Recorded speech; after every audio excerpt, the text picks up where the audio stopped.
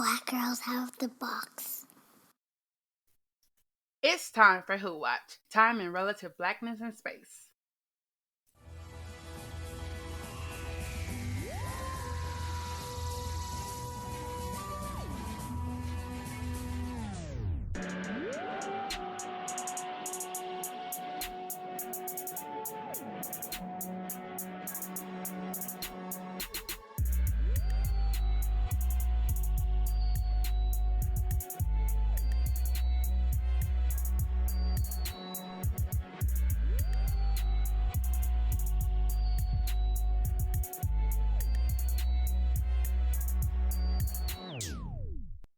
Hi everyone, it's Delia and Nicole coming to you live from the Time Vortex.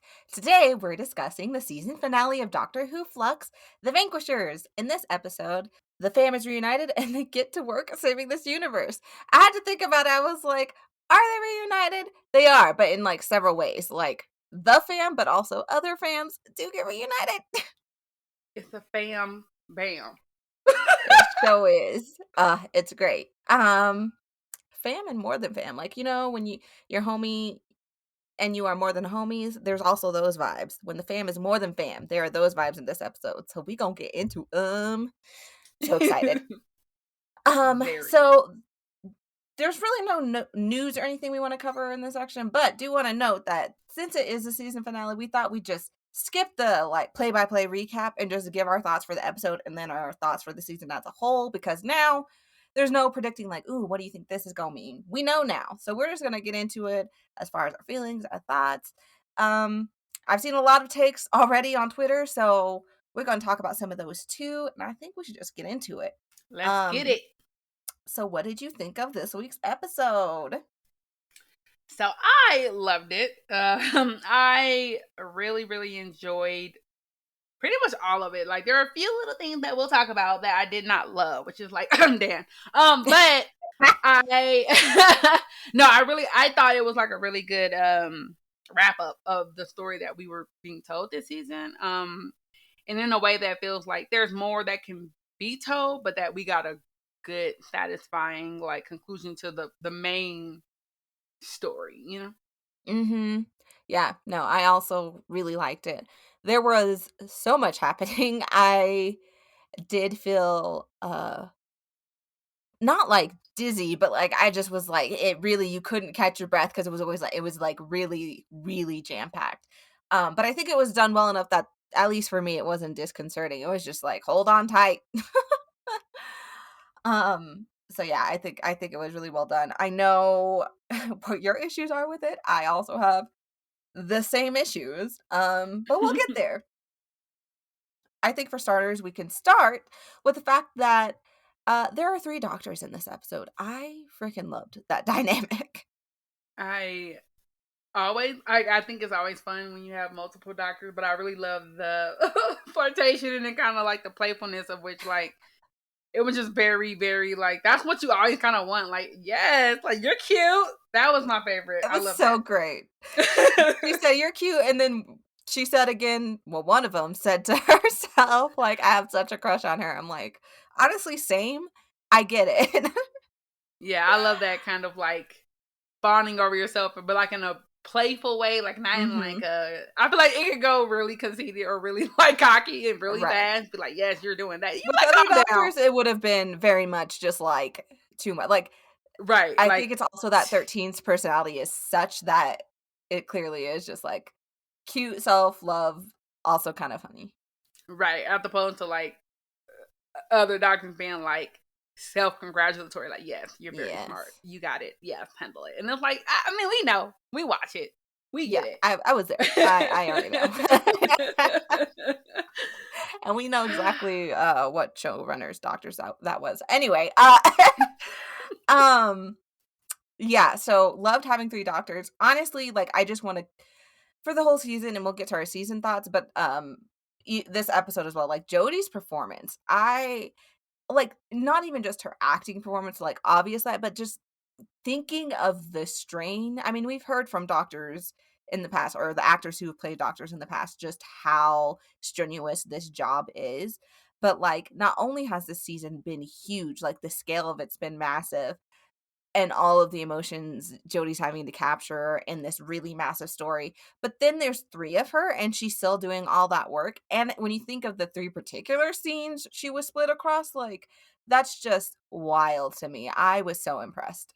Yeah, I agree. I really like that, like, she was fully present in every one of those scenes, and it was Mhm. like very distinguishable to me, like which doctor we were with at any given time. Like, it made sense to me. Like, I was like, her performance is just on point enough that, like, as soon as we switched, I was like able to follow that. I feel like she was Mhm. a big part of why it was so easy to follow, because her performance kind of slightly changed with the dynamic of who she was in the scene with. So you were able to like reacclimate with her as she would like pop in and out of those Mhm. different places. I also think it helped that she played it as, like, each time she was a little bit disoriented, so you didn't feel out of place for being disoriented yourself. Because I know some people have complained about the very, like, fast pace of this season, and when it's just fast pacing the scene and the characters seem to know what's going on and you don't, that can feel disconcerting, but I feel like her being disoriented and you being disoriented just made it make sense and kinda, like, added to that vibe, so I think they did it really well, and this episode made me so sad that we're nearing the end of Jodie's run. Obviously, I've been sad about it because I love Jodie, but like this episode, just like her range and what she's able to accomplish as the Doctor, especially now that she's being given like stories and writing that really play to her strengths. I'm like I just wish we could have had all of this so much sooner. Yeah, I was that was my whole thought for like the whole season. Just like, this is what I wanted to like really see. Like, and that's like, I know we already know Jodie has the range. Like, if you've seen her in other things, like this is Mhm. actually a departure for her in terms of like what we're kind of used to. Mhm. I met her with Attack the Block, so I kind of had the idea that she could be the Doctor. Like, that was my entry to her. It wasn't like the dramas. It was like Attack the Block, whatever. So I kind of was like, this is perfect for her. But not really getting a chance to get the full like range of what that could be. And I feel like this season finally gave her um just something to like really chew on, versus like, and it's not that she wasn't killing it before, it was just that the story Right. wasn't allowing her to like fully like ham Mhm. it up or like really fully like chew it up. And I was just Right. happy that she got some monologues off.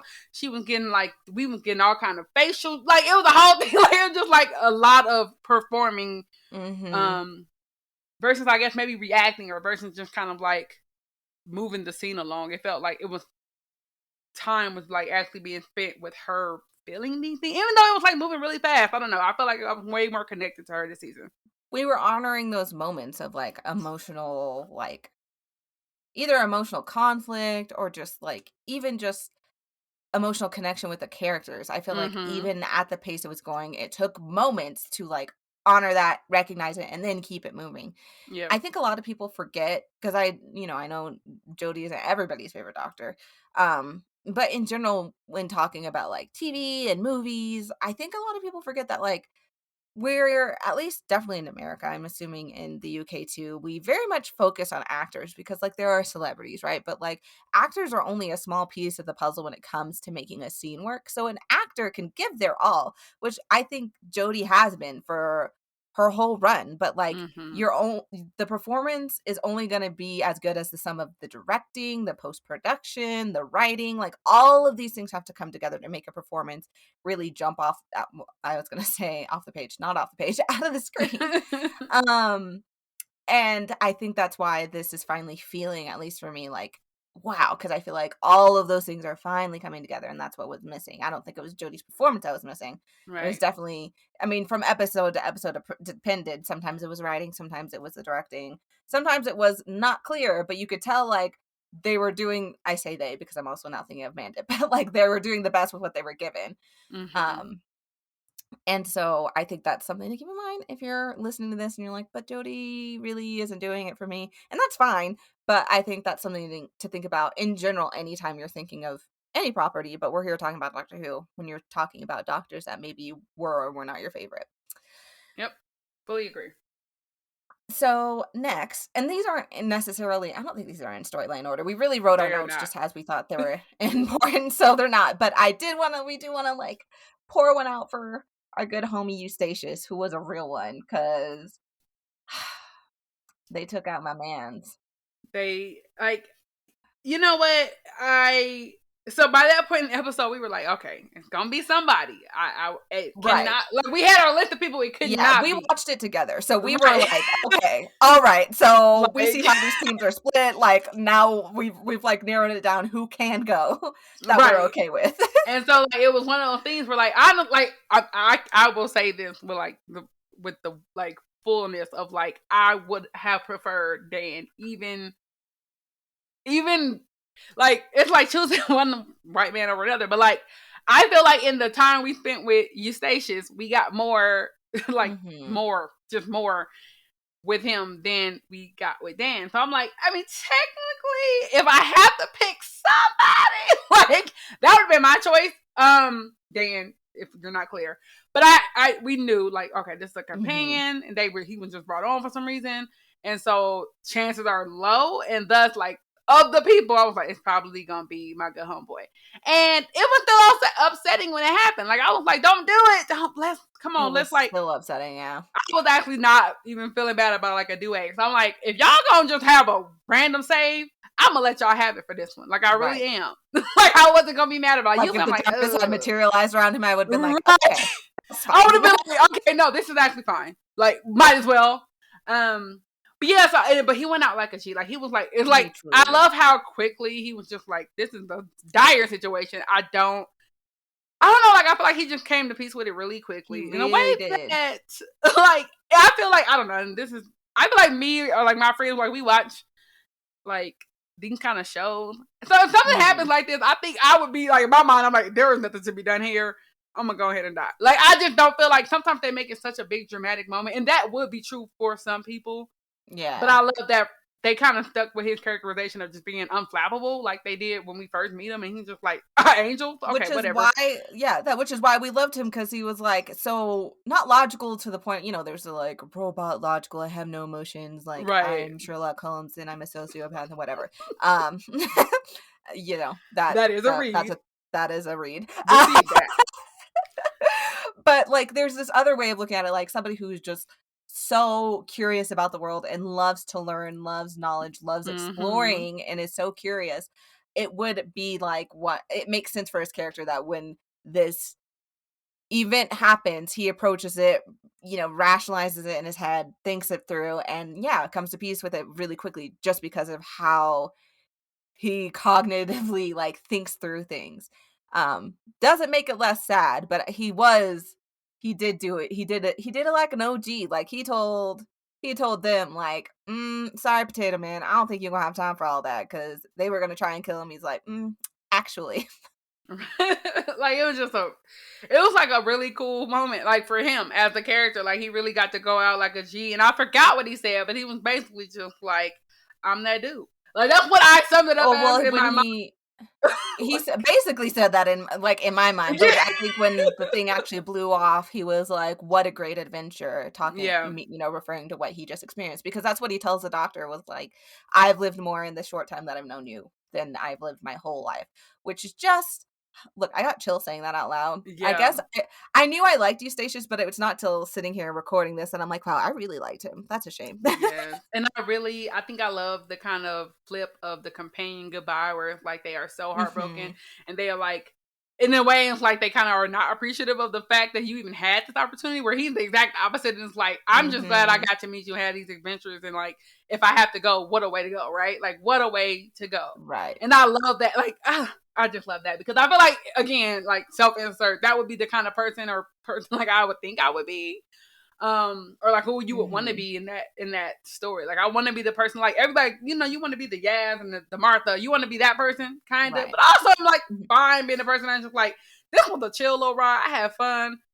Like let's peace out. Like I'm good, and that's also valid. I don't know. I just really loved I loved how he went out, and I love that like it was like he made an impact, even though he was. I mean, he was there with half the season, but like I don't know. I just felt like he was a really strong character, despite how little actual time we spend with him.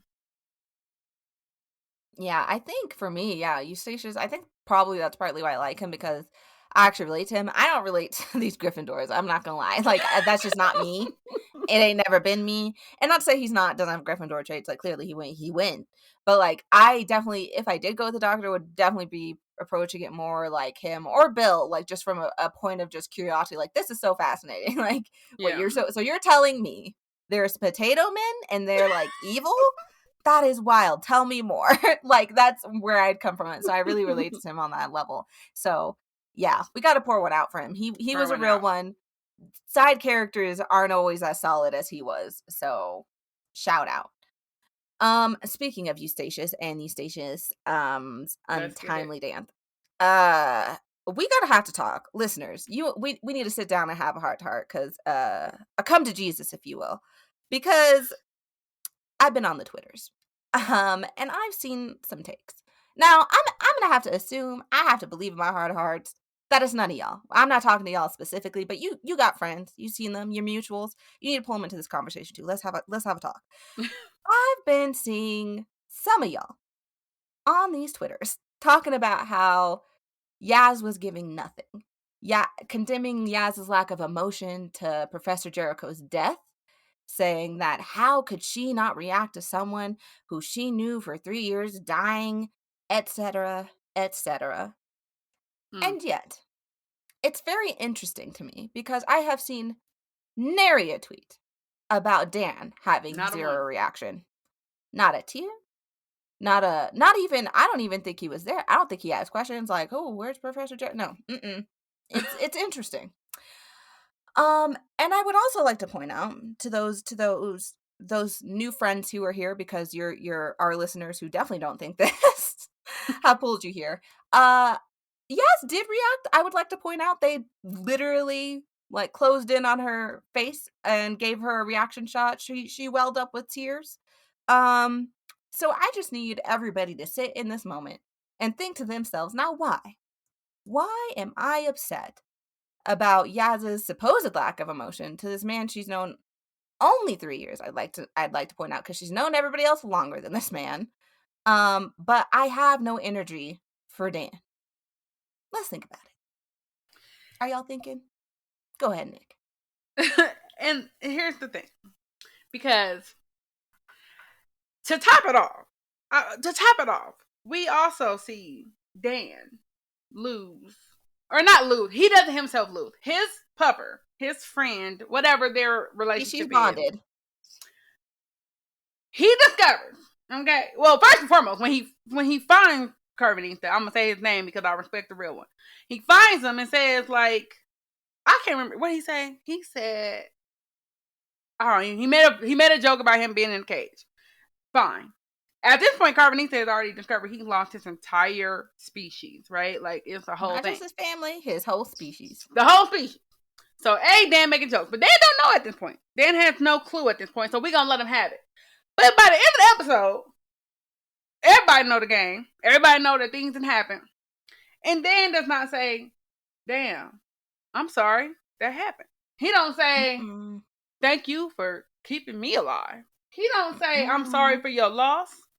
He don't say, "I'm a miss Jericho." He don't say nothing in response to a single thing that occurs in this episode. He does not have a single emotional response, not directly to Jericho, not indirectly through Carvanista, who, again, I personally, you know me, we was clowning. We was like, it's a little puppy man. It's a dog guy. And even then, I was still like, damn, his whole species, like, what? He's he's the doctor of his species now. He's the last of his kind, and he got companions. I'm like, they really out here. And why would Dan not be one of those people? Why would they say, let's take these two folks that Carvanista has only been around for 30 minutes instead of the person he's species bonded with? Because you know why? Because they know Dan ain't shit. And Carvanista like, I definitely am not about to have him on my ship because I already got enough problems and he is too much. Yeah, but look, so Dan, nobody has smoke for Dan, but Dan has literally, when I say literally, does not emotionally respond to a single person, death, whatever happened, whatever kind of upsetting thing happens, he has no response to it. Then at the end, when he's like, okay, we back on Earth, Diane, let's go on a date, let's like pick up where we left off. And she's like, well, you were late. And he was like, it's not my fault. So what you're gonna do after you, like, I think proximity to you is why she got kidnapped. It's unclear, but the point is, you know that she'd have been through all kind of stuff, and then you like, let's go on a little date. Then when she tells you, like, you were late, your thought is to make an excuse instead of saying that's valid, or like, I understand that you've been through some stuff. I'm waiting for you. You know, I'm here for you whenever you are ready to receive. You know what I mean? Like, none of that. He was just like, damn, it wasn't my fault. I got kidnapped by the puppy man. I was in space. Like, how are you going? The puppy man I don't even like that much, apparently. I don't care about, period. Even though he did technically save my life and his species saved the whole planet. Let's not forget that big bit of information. Like, bro did not respond to a single person with anything close to empathy or like understanding. No. And the fact that I have personally not seen any tweets that are calling Dan out on being emotionless, or you know, what are the other things? So empathetic, yeah, non-empathetic, yeah, giving a deadpan performance. Like, you know, I don't see these things for Dan. And so I just need everybody to sit question that. I'm not saying you have to like marinate on it. I mean, I question your taste a little. Kind of. I'm joking. A little. But am I? No, I don't know. But I mean, there are valid reasons to not like a companion. Like, you know, we all just have preferences. That's why we all have like, oh, my doctor is whoever, and like they're not always gonna match. Like 10 is my doctor, but I have friends who 11 is their doctor, 12, and like some people 9. Like, it's fine. You don't have to like her, but I need people to start doing some serious introspection in this fandom, because I think a lot of times we're disliking things and we're calling things out for reasons that are more internalized prejudice. And I know some of y'all don't want to talk about that or think about that. Y'all are like, Doctor Who, this shouldn't be about blah, blah, blah, what. I don't care. This is a podcast with 2 Black femme presenting people. Like, we gonna talk about this stuff. Like, if that's what we're here. And look, I have opinions too that are informed by my own biases. Like, I got them too, but I think about them. I sit with them. I acknowledge them. And then I keep my little preference, but at least I know where it's coming from and I know what it's informed by, and I can deconstruct that while keeping my preference. Like, that's fine.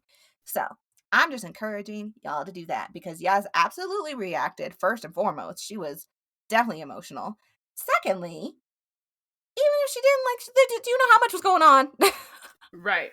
That's the thing. And also, I think we talked about this after we watched the episode, right after. I also think part of the issue is not understanding or not liking the tone of the season. Like, either people aren't understanding or maybe they just don't like it, and that's fair. I think also part of the issue is that they're not wallowing this season in the like despair of it all. When bad things happen, they acknowledge it, but then they move on. I think it's partly because we have so much story to pack into these 6 episodes, but also like we're just trying to make this an epic Doctor Who story. So I can understand not dwelling in the despair. And I think that's part of the issue. People expected bigger, longer, but I'm like, we didn't have time for that this episode. I am appreciative they even gave her that close-up and then moved on.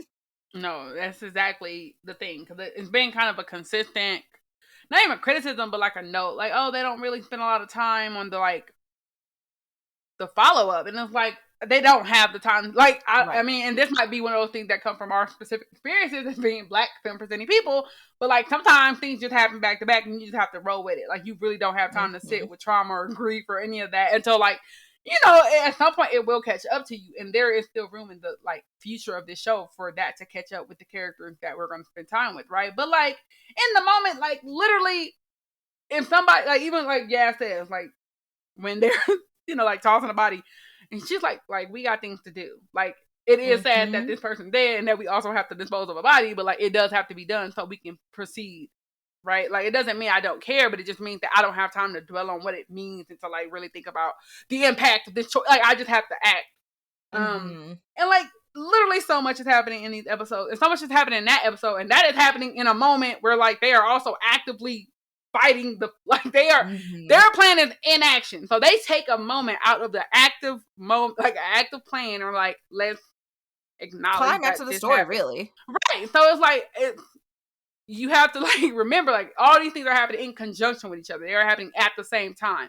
So there's like the director or whatever, they have to like decide how much time are we spending on a moment. And I felt like for that character, we got a really good moment for him to say goodbye, right? And then we also got a good moment of the people we care about like reacting to that.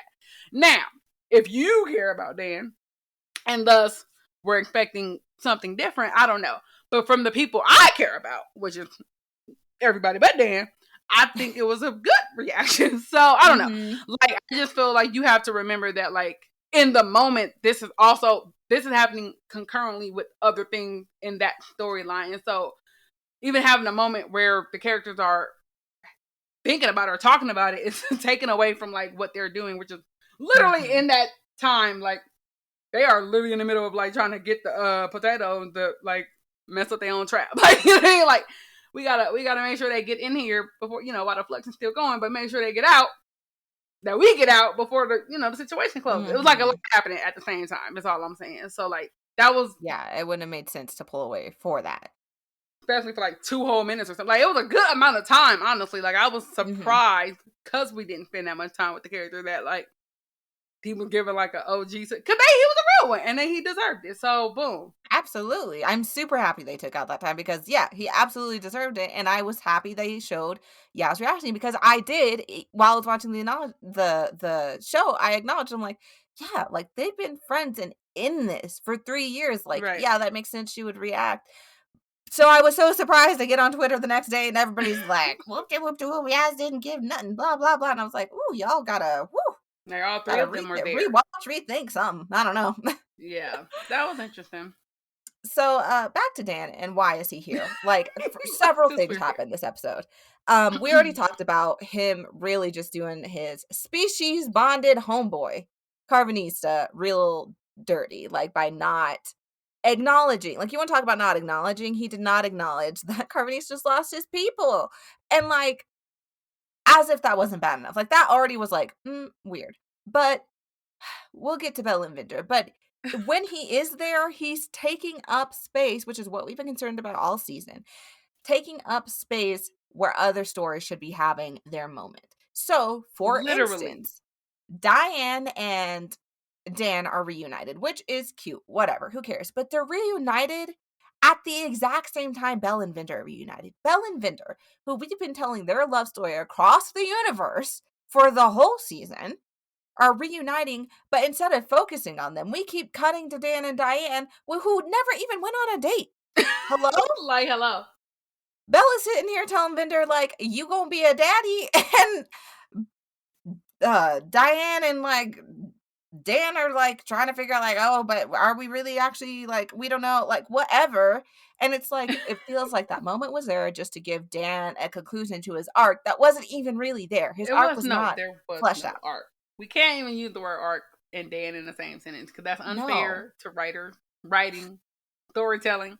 No, it was like what's wild about it is that like I genuinely care about Diane. I was like, she's a shooter.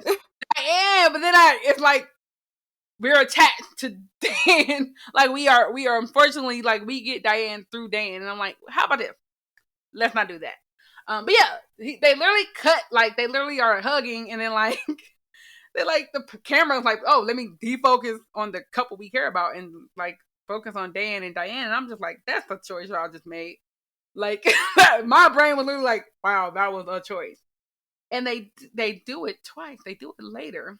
So it's like he's literally there to be disruptive as far as I'm concerned. Like just to disrupt other people's arcs, other people's moments. Like you are literally just there to get in the way. And that's not he wasn't even that funny in this episode for people who are like, he's there for comedic relief. Not this episode. First of all, other people were plenty funny. There were, Yaz got a chuckle on me. The doctor, being 3 doctors, was hilarious.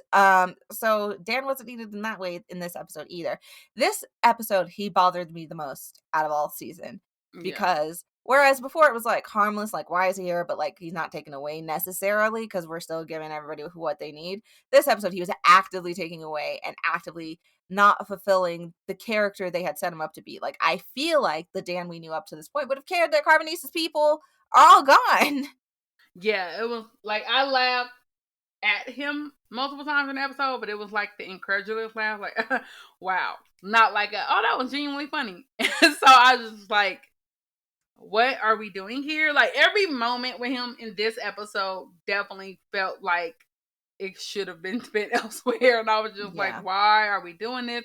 And then he's like, haha, fetch your dog. And I'm just like, oh no. Okay. Like, not right now. Like, the thing is, like, in my mind, like, I understand technically the point he serves because he's the connection point, or like the thing that brings us, like, the reason we have Carvanista is because he's there to protect Dan. But here's the problem. This is the problem. Or Y'all literally any of the other humans. Literally, you invented a character to bridge the gap with other characters, but you could have just added those characters to somebody else. Like, Yaz could have been Carmenita and Yaz could have been species bonded. Claire, Jericho, literally anybody we met this season could have been species bonded, and that would have been fine, right? Like, it did not need to be a whole thing. And Diane, like, we could have literally just met Diane. Like, I don't know. Heck, I really don't Diane know. As an independent character, just like Claire, and then have Carmenisa bonded to Diane. Like, it could have been literally, like, we could have just had Diane walking through the museum, explaining the tunnels or whatever, and then she get kidnapped. Like, the whole story. Like, I thought about this extensively, how easily Dan could be erased out of the season and nothing. And I mean nothing. It's not one of those things like, oh, it's a little wibble. No.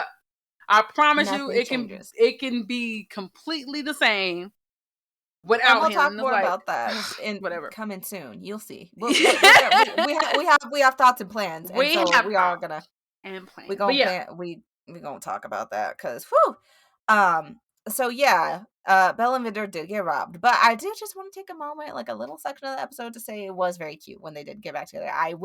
I don't think the moment got all the weight it deserved, especially since we spent all season building up to it, but they're everything I love about them as individuals, and was thinking, oh, they'll be perfect together. It becomes clear even in the little bit that we see them together, like, yes, that is in fact true.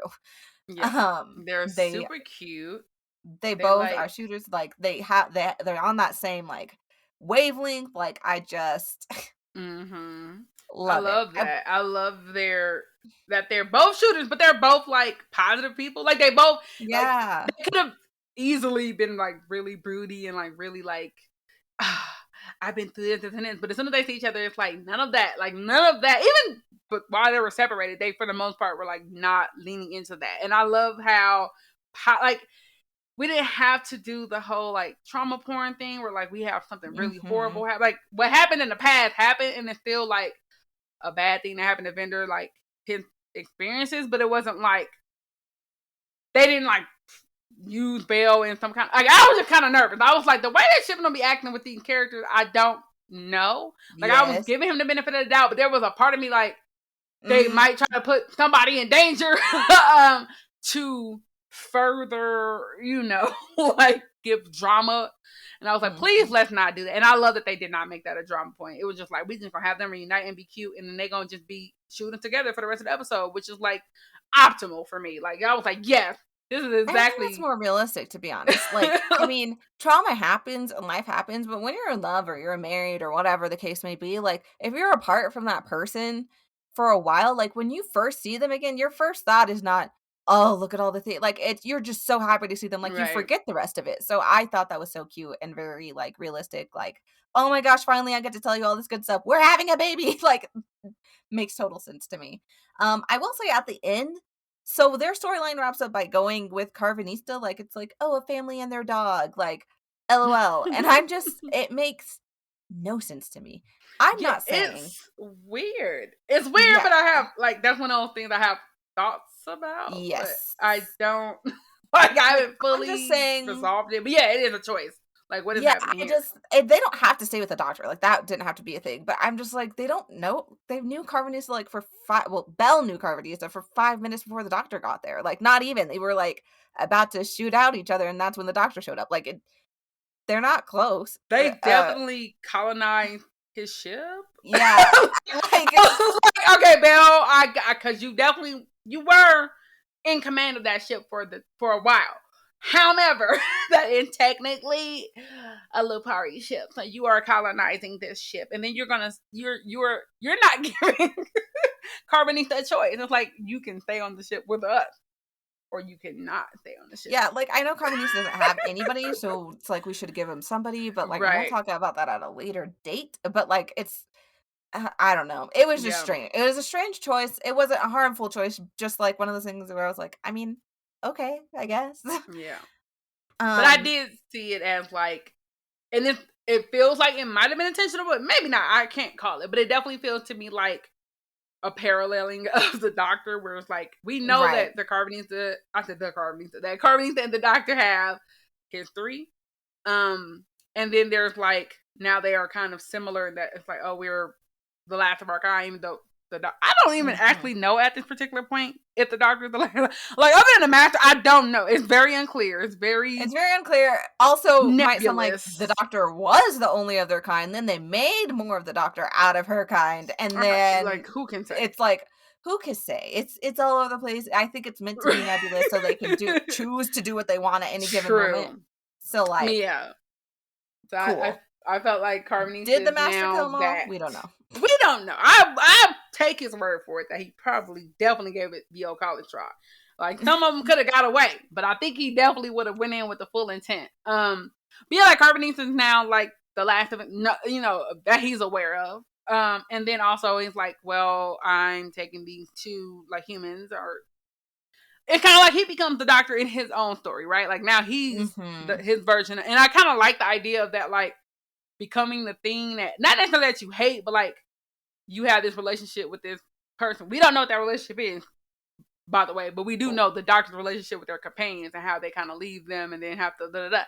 And it's like Carbonita is now, damn, like now I have to be like you in a way. Like I've become you through these circumstances. I don't know. I feel like that's a cute and cool potential story like that they could tell in the future, or like those characters come back and we see them because like, I mean, timey-wimey, like they could come back and have been traveling for 10 years and be a whole thing. We don't know.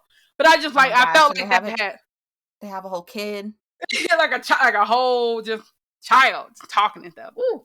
But yeah, so I don't know. I just like the idea of like in some version of this story, like Carbonita, the Doctor, like these are the companions and they're like traveling. And now because, these are all people aligned with the kind of stuff the Doctor is aligned with, which is like, if I'm landing somewhere, I'm helping people. Like that's the one thing that's been clear about, like, especially Belle. But like in Bender, all these characters are very much about like the greater good and protecting people. So I love the idea that they are now like a new TARDIS team of sorts, not with a TARDIS, obviously, but like the same energy, just maybe without the time part. But I don't know, because they really do seem to have a grasp on time, so they might know where to get a TARDIS. You see, that's what I'm saying. Like they didn't know they knew some stuff. They be knowing some stuff. So maybe we will see with that, because I do think they're gonna come back. Like just the setup seems like they gonna be back in some capacity. Maybe not like as full-time companions, or even maybe for a full episode. But you know how like sometimes, what was their name? Lizard Lady. That wasn't her name, but Vastra, Madame Vastra. Yes, Madame Vastra. Like she'd be here and there. So maybe it'll be something like that. Yeah, I would love to see that. So another area where Dan just danned it all up. Very upsetting. Damn it, Dan. Thasmin. Thasmin is sailing, everybody. The ship Thasmin is sailing. We are a go. I don't care. You can't tell me nothing. Because even at the worst case scenario at this point is that Chibnall may not want Thasmin to happen, but it is clear the actors do. This director did. The writers even seem to. So, like, the other side writers. So, like, Chibnall may not be in it, but the rest of us are in it, and that's a... No, Chibnall have to be... He has to be aware, because he wrote, except for, like, one, I think, except for, what, episode 3? It's like, he wrote these by himself. So, all them little moments... Now, granted, that could be the director. The director could have been putting extras, like, hey, the script say y'all talk, but talk with a little extra. That could be what the director did, but Chibnall still got like creative control to be like, don't do that, and he didn't. He didn't veto none of that. So that to me is a cosign that what we're seeing on the screen is meant to be what it is, and therefore Thasmin is official. It is canon. It is the truth and the way, because when they come together and they have, hey, let's talk about the Doctor being like an upstanding partner and saying, I messed up. Like, I should have let you in. I shouldn't have treated you like that this. Was my bad. In complete contrast to this man who was first of all, already when we're starting down this path, y'all know I have complained, like, even outside of the husband of it all, I'm like, as their, like, what we know of their friendship, even this makes no sense. Like, hello? So I was already, like, appreciating the apology, but then it kept going. It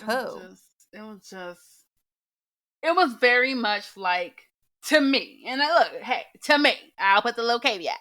It felt very much to me like the moment where we have both collectively decided that we were not just friends. Like, I think they both were like, this is my girlfriend, but maybe she don't know she's my girlfriend. And the other one's like, acknowledging some this things to me mentally like, with our eyes.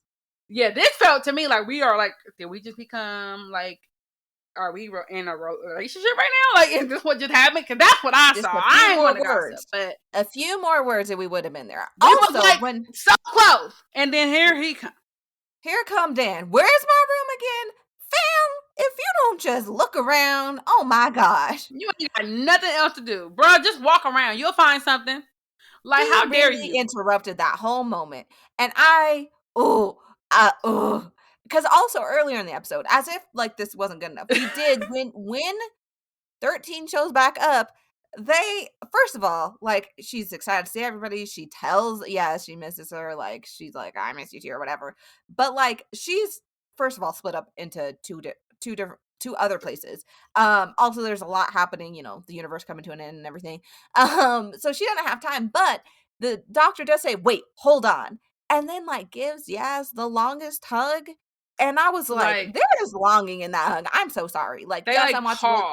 I am again to acknowledge that I'm watching with shipper goggles, but you can't, like, I don't be hugging my friends like that. But I don't be hugging my friends. It's just like with Jericho, like how they took that time to like, we're going to take a moment to sit with this, that this is happening. They didn't have to acknowledge how much they meant to each other. They could just be like, boom, we together again, and kept going. The fact that it was like a stop, like, I need to hug you, I need to touch you, I need to, like, you are real, we are literally now together again. That is not, I love my best friends, and we all be separated, and when I see, I'm like, what up? And we do a quick little dappy dap. I'm not about to be sitting there hugging you for 35 minutes. I don't know. I just feel like it was a different kind of energy. Especially if there's a lot going on. Yeah, and if something happens, and I'm going to give you like a high five, and then we're going to hop in the car and go do what we got to do. I have a lot of like internet friends that maybe I'll see like once a year at a convention, and a lot's happening. Like, oh, we were heading to this panel. Oh, hey, good to see you. Like, I'm not saying everybody, hold on, hold up. I gotta hug her like you wouldn't believe real quick. Like, that's not happening. I'll just wait till later if it's just like, oh, it's my friend. Like, I love you all. Like, I'll holler at you. But like, when you gotta take that moment, to like acknowledge I can't. So when they're finally talking. 13, the doctor, she's apologizing, and also she's like, I want to tell you everything. I'm like, ooh, and then the Yaz is receiving it, Yaz is giving it back, and the way they shot it, like, they're clearly standing so close together. I was like, no, it's like, this is happening. And then it's like, if it was another show, it would be like followed up with like when them get pushed to a wall. Like, that's how, I'm not trying to give you too much of a thing, but that is definitely the energy of that shot. Like, if we were watching something else, I would have expected it to escalate in a different way. But because Doctor Who, I knew it wasn't going to do that. But Dan didn't have to come up in there at all. But he definitely didn't have to come in when it was like the eye contact. It was like that energy was, I was like, oh, he is playing in my face. Like, that's when I knew I hated them. Like, he just escalated to hate. It escalated to hate. I was like, Dan is fine. I'll deal with Dan this whole season, whatever. This is when I was like, no. It's hands for Dan. Because first and foremost, even if you can't find your room, you need to read the room. You need to have acknowledgement of what's happening. Like, oh, this is like a moment. Let me shut the hell up and stand. He could have been standing there. They don't let him stand there. Like, I wouldn't even be mad if he was just standing there looking at him. It would have been weird. And that would have been comedic. But no, you gonna absolutely interrupt? Hey, in fact, that would have been better if Dan, like, they're like about to like keep talking, like and then like the doctor pauses and like looks over Yaz's shoulder, and then it pans to Dan, who's like awkwardly standing there, like not sure, like I didn't, exactly, like, clearly walked in on it and didn't know how to get out. That would have been funny and a good way to like interrupt it for storytelling purposes, because Dan also seems to be hip to it, if you'll remember on the ship. That's what I'm saying. Like, he literally made a conscious choice to be a hater in that moment. And I'm like, it's too much hateration and holleration in this dancery. And I will not stand for it. That's why he is now on my list, on the shit list. Because you're not about to keep. First and foremost, you did it for my first baby boo. They panned away from this sweet emotional reunion between these like lovers who've been across time and space. And then you come into my ship. Okay, and then you interrupt. Like, no, I'm sorry, and I'm not even like y'all don't know, but I'm not actually a huge shipper. I generally don't ship people that I don't think the show is trying to ship or not even like alluding to in some way.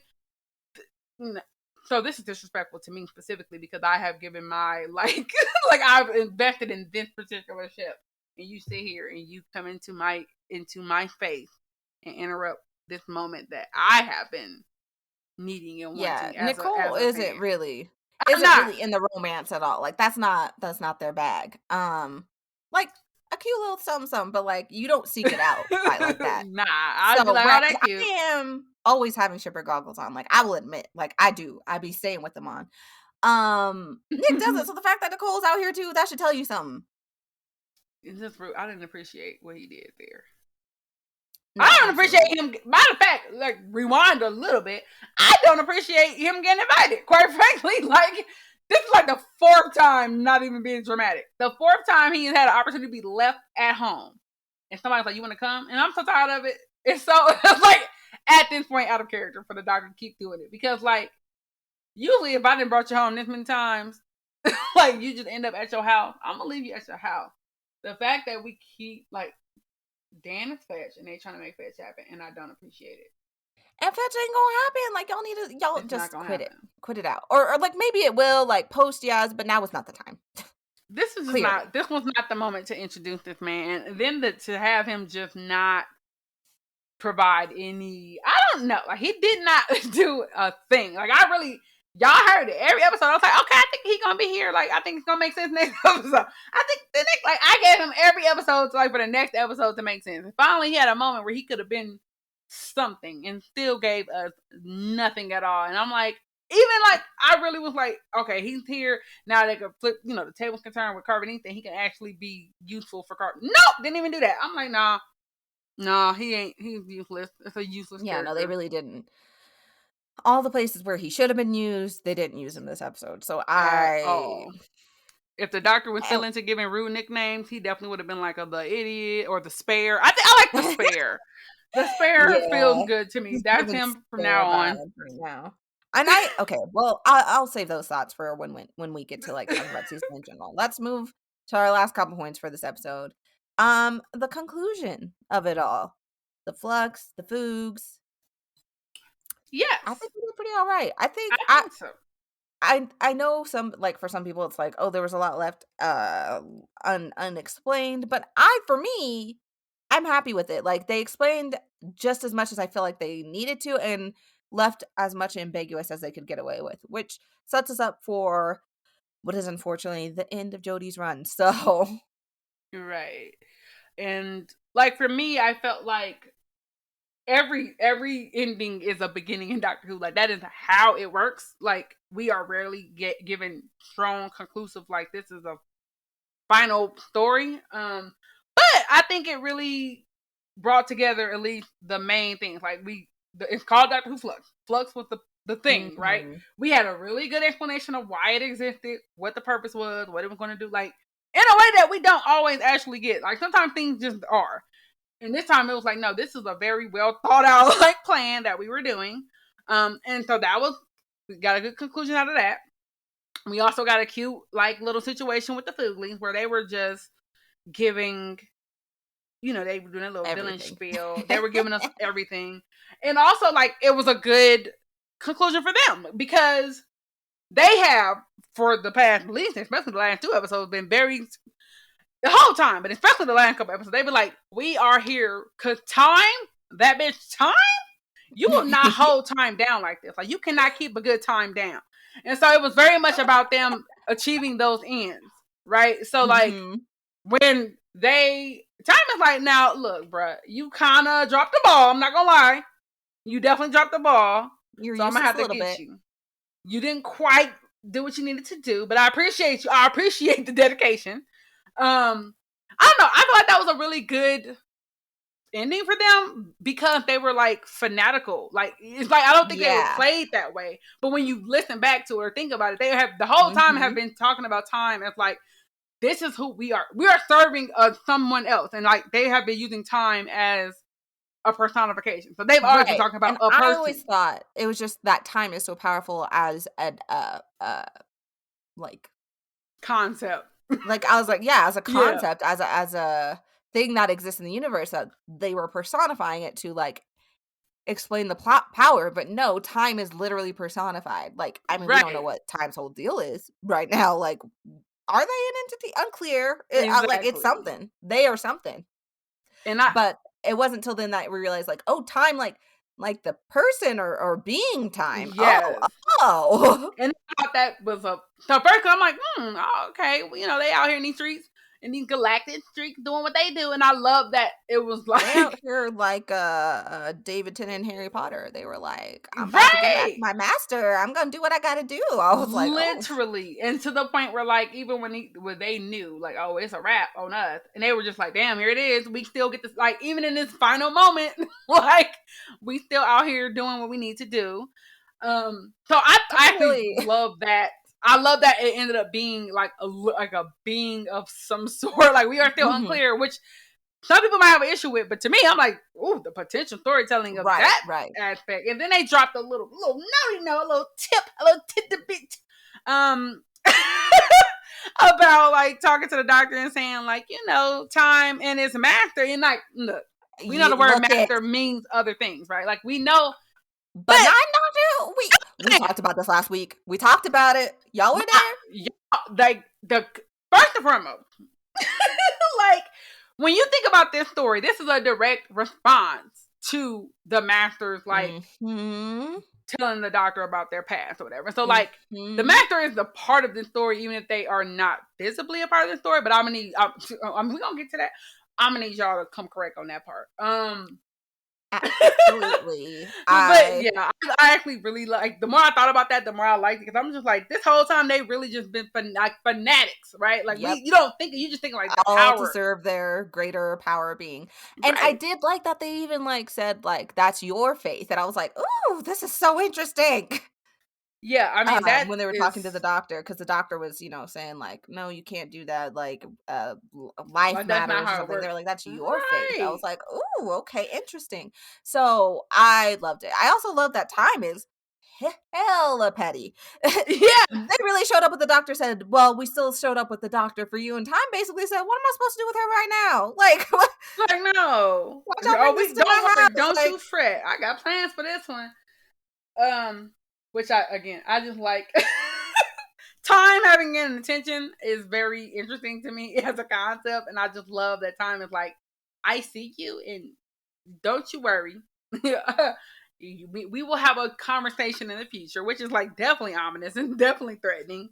And we already know this is the like the end of Jodie's run. So I'm like, damn, time really about to catch up with you. Yeah, like it's the thing is, it's like not a threat. Like it's literal. Like I mean, it's like at this point, yeah, it's like this is happening. Time is definitely gonna get you. I don't know how. I don't know what the circumstances will be, but it's not looking good for you out here. Honestly, I do love it when we know how the doctors, like, you know, where like doctor is told kind of in advance, not necessarily for sure how they're gonna go out, but like we're already seeding it. Like, ooh, right. Like I don't want it to be like I don't know 3 knocks or what was it to be 4 episodes of like, you know, you just crying about it. But like I definitely don't mind the doctor having a good understanding, like I am nearing the end of this run, so let me like make amends. But it don't have to be 4 The doctor got a lot to wrap up, so I do appreciate. Oh no, I mean it doesn't have to go on forever and ever, but I do appreciate one like the cute little moment.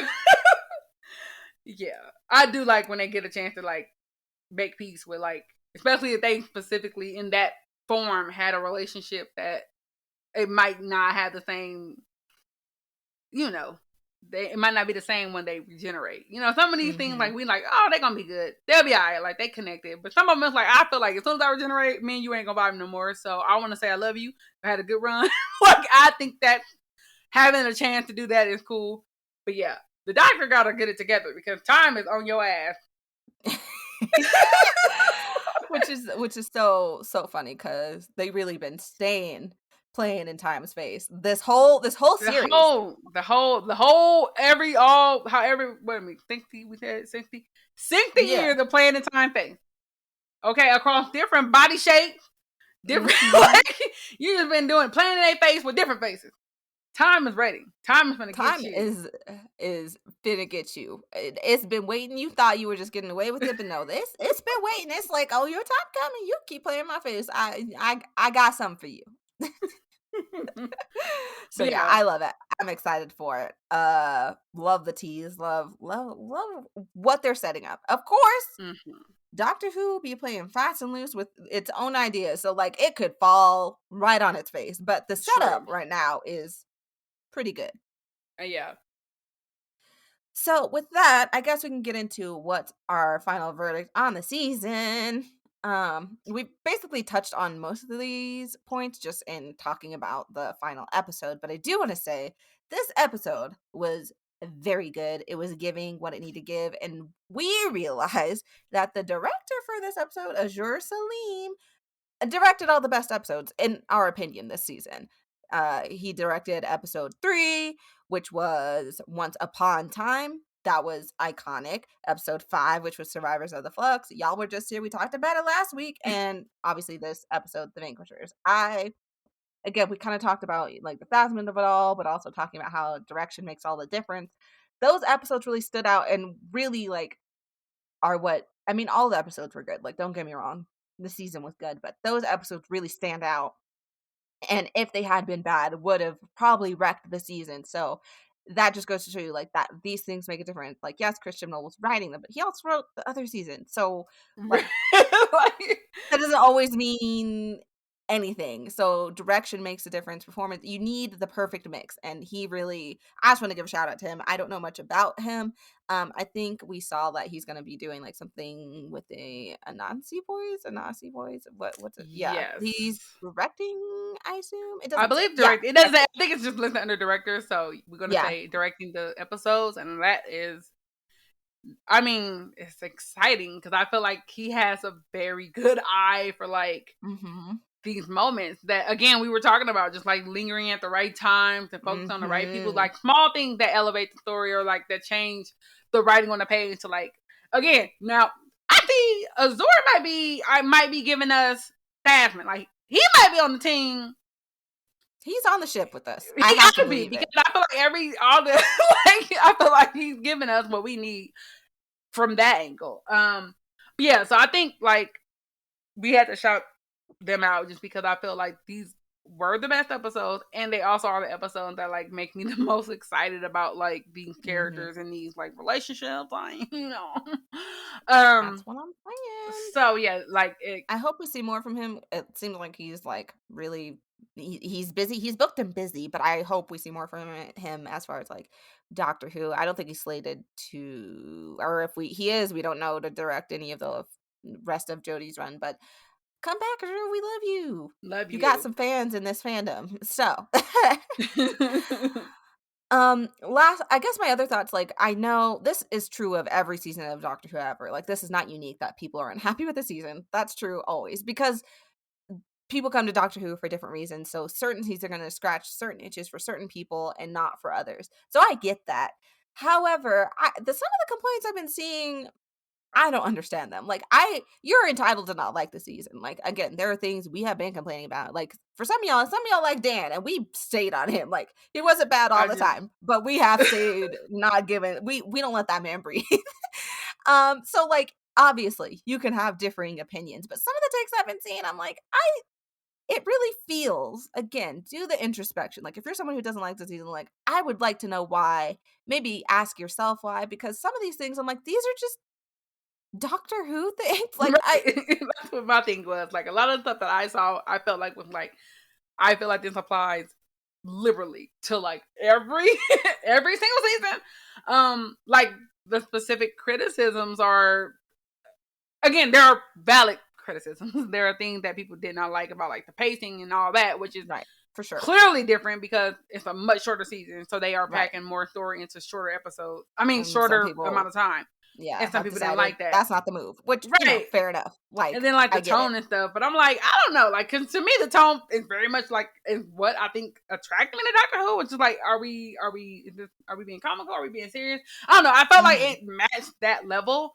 And then some people said the tone was off, and I'm just like, I mean, I'll give you that first episode. That first episode had me. I did All not over the know place. what I was supposed to be feeling coming away from that. I was like, am I supposed to be happy? Was that funny? Was it scary? What was it?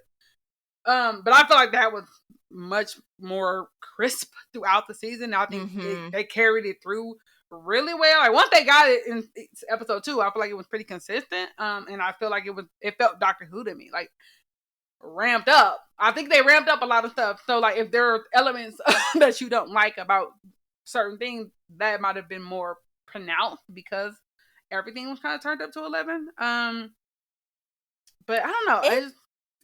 Like we're going to talk about this more at a later date, and if you are a listener who wasn't happy with this season, actually really truly though, we'd like to hear from you. So if you could tweet at us at Black Girls Create or hashtag Tarbis and just like let us know why.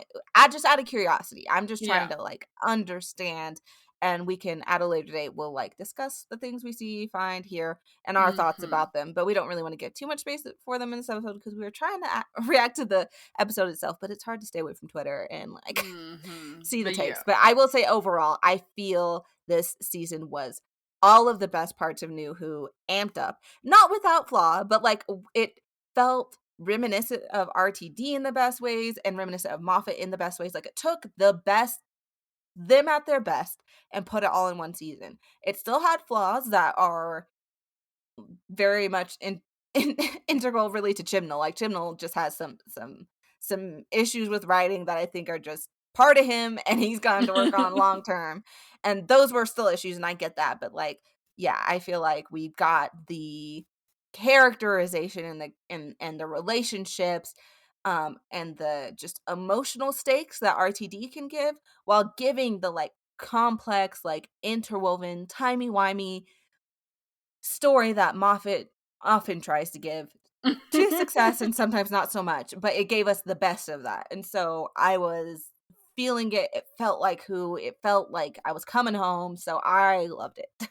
Yeah, I mean, like literally exactly the best of like the previous showrunners, and even just the best of what I think people wanted out of Chibnall, because like people came into it expecting him to have that kind of this kind of clear, crisp storytelling that we did not get. And now, whatever the reasons are, I can't say, because I feel like, especially in his first season, it felt like that was a deliberate choice to like, let's just be. It was. Yeah, like let's just make this super accessible for people to the detriment of like the fans who have been following the show for a long time. It was an overcorrection. Right.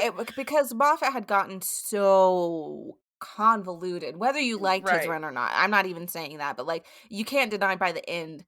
Like I watched with my family at that point, and like they were watching with me. They're not like diehard Doctor Who fans like in the fandom, but we enjoyed watching it together. But like they would be lost every episode, and it definitely wasn't something that if you had not watched Doctor Who before, you could just jump into an episode and get into it. So I think they were trying to correct for that. They overcorrected, and that's how we ended up with the season that we got. So this was finally finding that good sweet spot. Finally, after so long. This is a great. I would say this season is a really, really good jumping in point, because it's like, there is context that you would want to have from previous seasons. But I feel like if you just started at the first episode of this season and watched it, this is a cute, self-contained story. Like it is, I mean, it's a lot happening, and there are things you will not get, but you will not know what you don't know if you haven't seen the show, because the story it tells is actually fairly well wrapped up. And I think that's one of the criticisms that I saw where like people were like, oh, it's a lot. But I'm like, we're watching it again through our lens of like having seen every episode of New Who right before this. But also I think this has to work for people who are jumping in. Or I think that was maybe an intention, like for it to just work on its own, because it's like last hurrah, whatever. And I think it works really well that way. I mean, I would like to know if anybody does jump in and like, I'm gonna just watch this season first and then decide if I want to watch the show or whatever. I would love to hear from those people, because I honestly feel like if I did not have the context, this would work for me, because it's so like it's a lot happening. It's very random, but it's random to us too, and they don't know that. They will not like Who is this man? Who is that? What is this? We also don't know. But I think at the end of the season, the questions that a person who didn't know anything would have get answered, and the questions that we as fans who've been watching for a long time don't get answered. But that's because the point is for us to keep watching. Like the point is that we are now like there is something else for us to like wait for an answer for. So I don't know. I think that was one of those things I realized like last night. I was thinking about it, like, oh, I would love to experience this season with no context. Because I honestly think this might even be a really, really good like standalone. Like, let's just sit down and watch Doctor Who and see what happens. Kind of season that I think could I'm get a so lot of people thrilled. on board. Like, speaking of my family, when I go home for the holidays, I know they're not caught up on Who. I am so thrilled to watch it with all of them because I'm like, this is really good, and I think they're gonna love it. Even though I think they're gonna be like, well, we should like rewatch like from wherever they last watched and Right. like get caught up and like refresh our memory. And I'm gonna tell them not to, so it won't be like having fresh eyes on this season, Right. but like fresh enough to like see how well it does work because I think they're gonna love it and be able to just pick right back up without needing anything else. I guess they might ask where's Ryan, but like other than that, They're like, wait, hold up, like we're missing somebody. where's the But yeah. homie? So yeah, I liked it. I love the pacing. I will say, as far as Chibnall's Falls go, even though the Doctor's characterization overall, though, I've had complaints, and Yaz's good lord, characterization this season has been so much better. You still saw his weakness with characterization as far as like committing and developing. Like I feel like once established, he does fine and he's able to really like work on the emotional nuance. But I feel like he has a lot of trouble establishing a character, and we saw that in Dan. Because when we're introduced to Dan, like he seems to like do stuff with like the food bank. He seems to be like food insecure, at least himself. Like he clearly does not have a lot of money when we see his flat. Like, you know, they introduce him with Diane. He's doing this stuff at the museum, being like a fake docent or whatever. And they drop so much of that. If you'll remember in the first episode, we talked about like I like not wanting to give an extra white man too many things, but we were curious about that. Like that's very interesting to have this character represent an often unrepresented part of the population as far as class goes, and they didn't do anything with it. And They just nothing dropped it. at all. And as much as we are like literally at Dan's house or like in his life, whatever, I feel like that would have been the place to give him characterization and give him moments. And it's like I'm like they literally did nothing with it, and I cannot believe like I understand the function of making all those choices in that first episode because I honestly feel like to me that just justifies his inclusion. I know why y'all did it, and I see you, and okay, fine. You definitely did it to not meet a quota, but you definitely did it to say you are represented here, white man of a certain class and a certain because without Dan, we would not have had like we would have had Jericho, but we really wouldn't have had like the everyday white man. Like you know what I mean? Like Yeah, and Jericho was a few episodes in. Like up until that point, it would have been that guy from or the Suntarans, who was not a good character. Right, like, and then even then, like he's not the common man. Like I feel like that was the purpose. Like even though it's the common one, whatever. We know that we already I acknowledge and accept that white men cannot project onto women, and they definitely cannot project onto women of color. I don't know why. I have to project on white men all my life.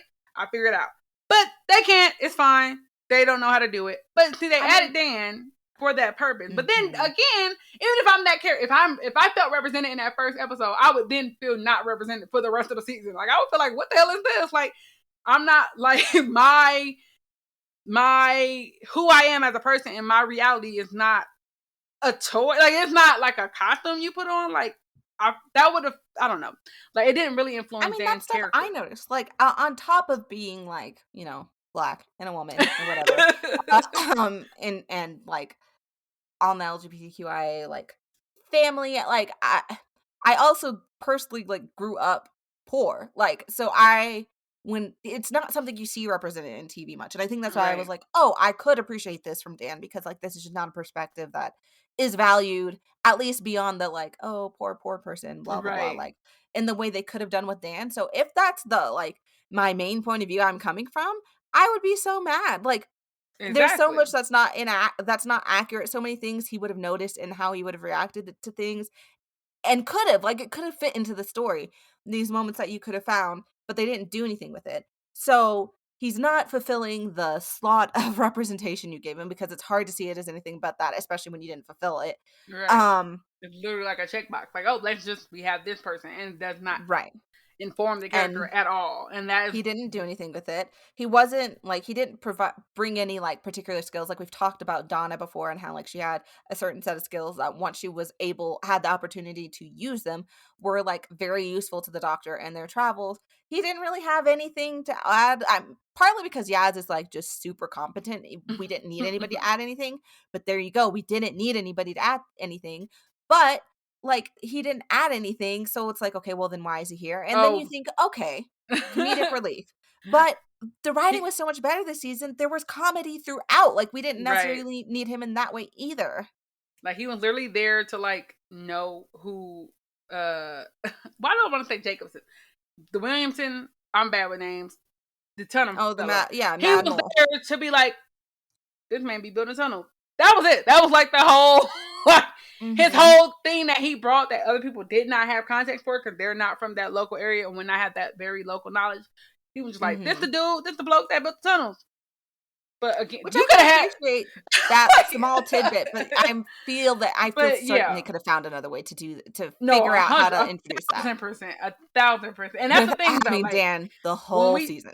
right, like when we talk about representation, and the reason I bring this up because we usually are talking about it from the perspective of like, we're black, so we want black people to be represented this way. You're queer, you want queer people to be represented this way. Mhm. I'm not a white man. I'm not in the UK, and I still feel like that was a dearth of representation. Like, there was no Mhm. real acknowledgement other than that first episode where they're like, oh, this is his reality. They do not reflect on that in any way. Like, Nope. even when we go back to like with Ryan and the dyspraxia, I think that was one of those things where they wanted to have representation but could not figure out ways to How to do include it. it Right. like in an organic way. So they had to make points to like, oh, don't forget he has dyspraxia.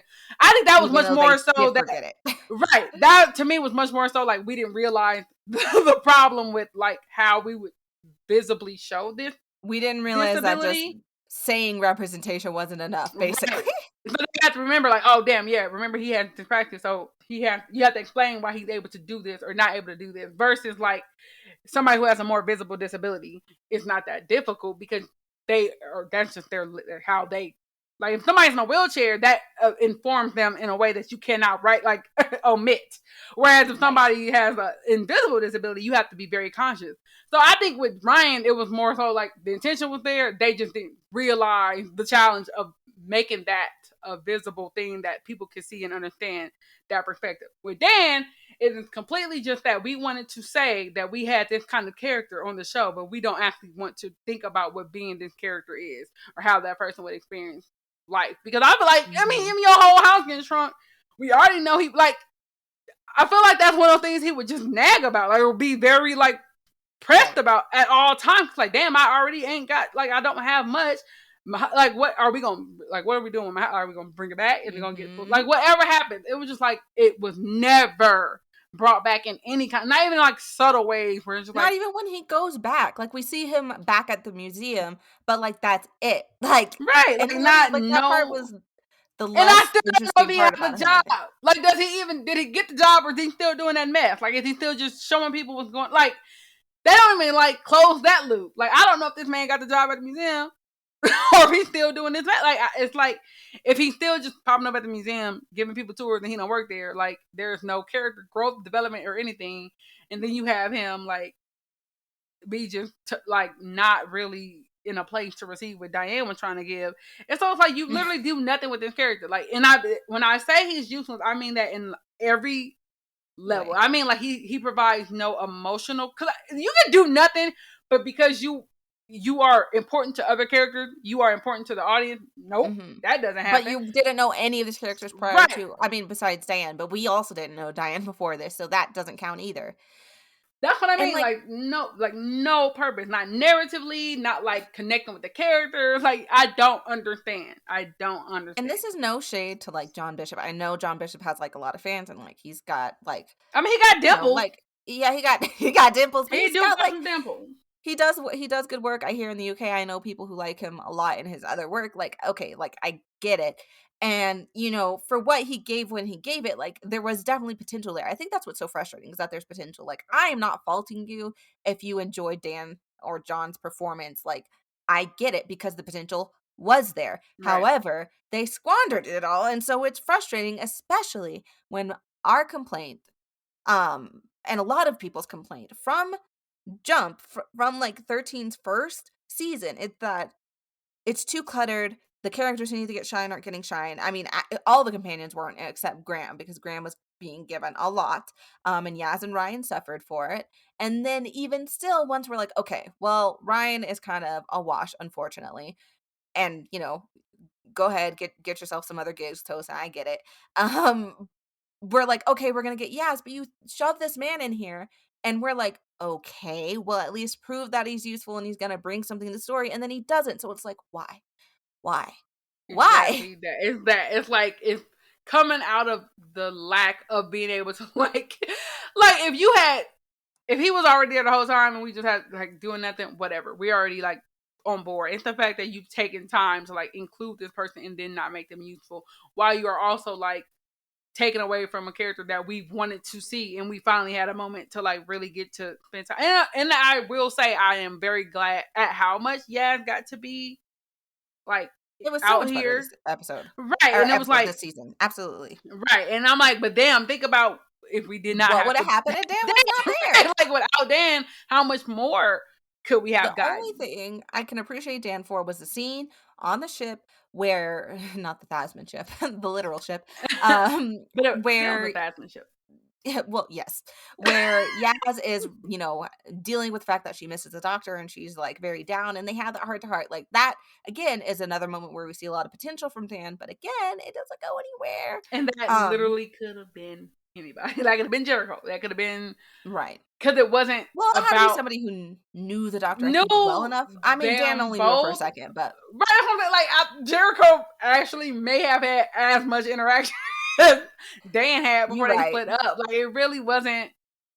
Like I just thought about that. Like that's actually wild because when you think about it, they really had not. I mean, I guess we don't know. No, they literally had not had time to really do stuff. No, It ain't because like they were out they in these went streets.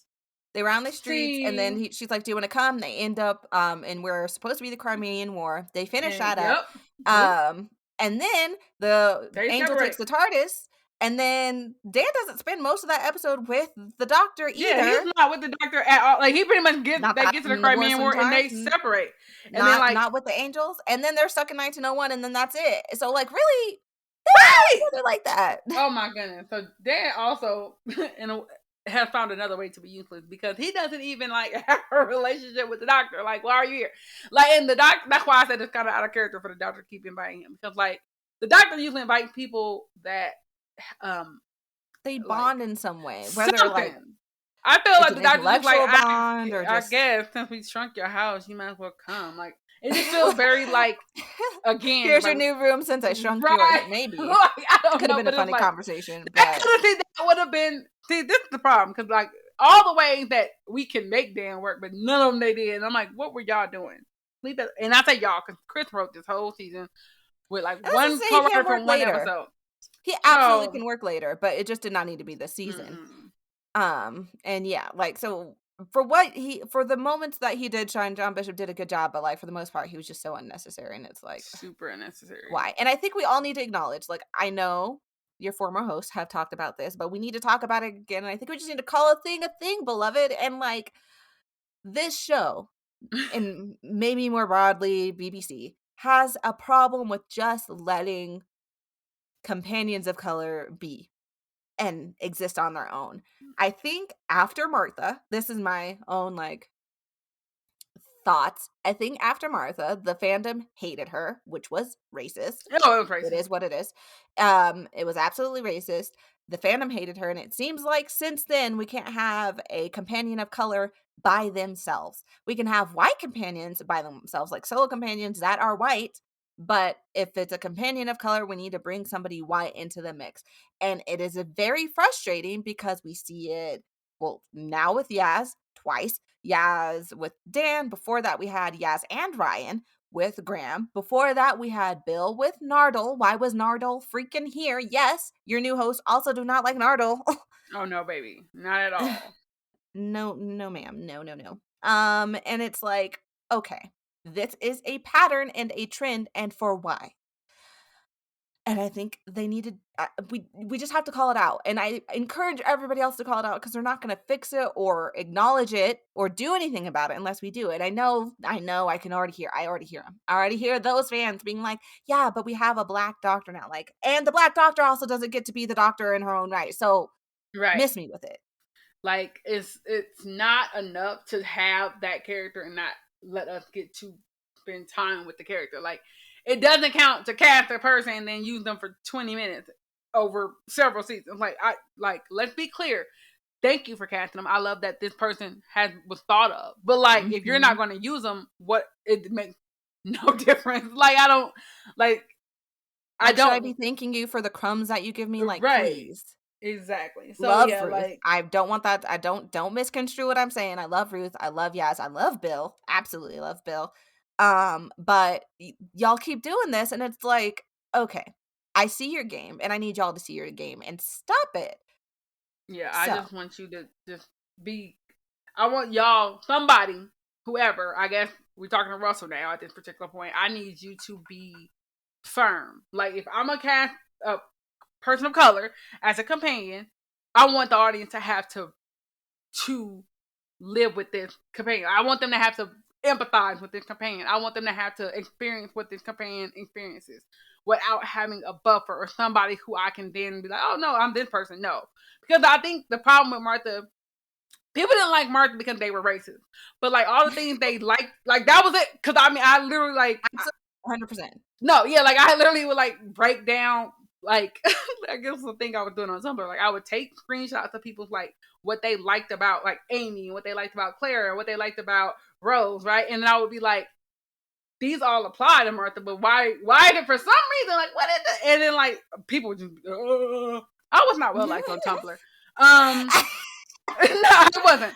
But, like, my thing is, like, what I do like is that for that moment in time, I wish that, like, Freema didn't have to deal with the fact that you just happen to be this companion, Which she right? has come out and talked about. So, like, also. Right. But I do love that you had to be with you had to follow this companion. You had to meet their family, be with their family. I do love that was, like, there was no out for white viewers, and that's probably why they hated her, because they was like, I just have nothing to do. Like, it's like being forced to, like, well, it was also coming after Rose, which was also like having that comparison to be racist about was also a problem.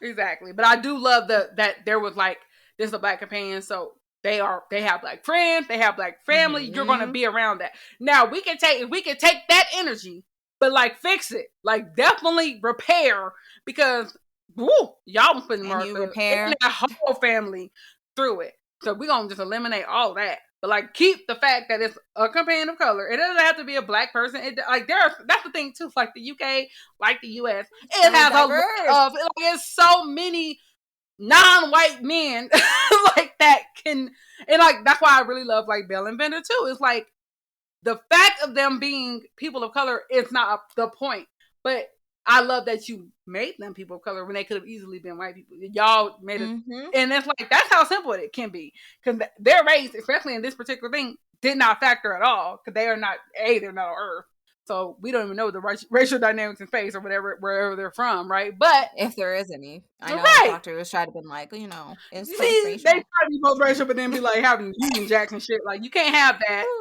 and then pretend like y'all took the whole of London with you on the spaceship and somehow left racism. I don't believe that at all.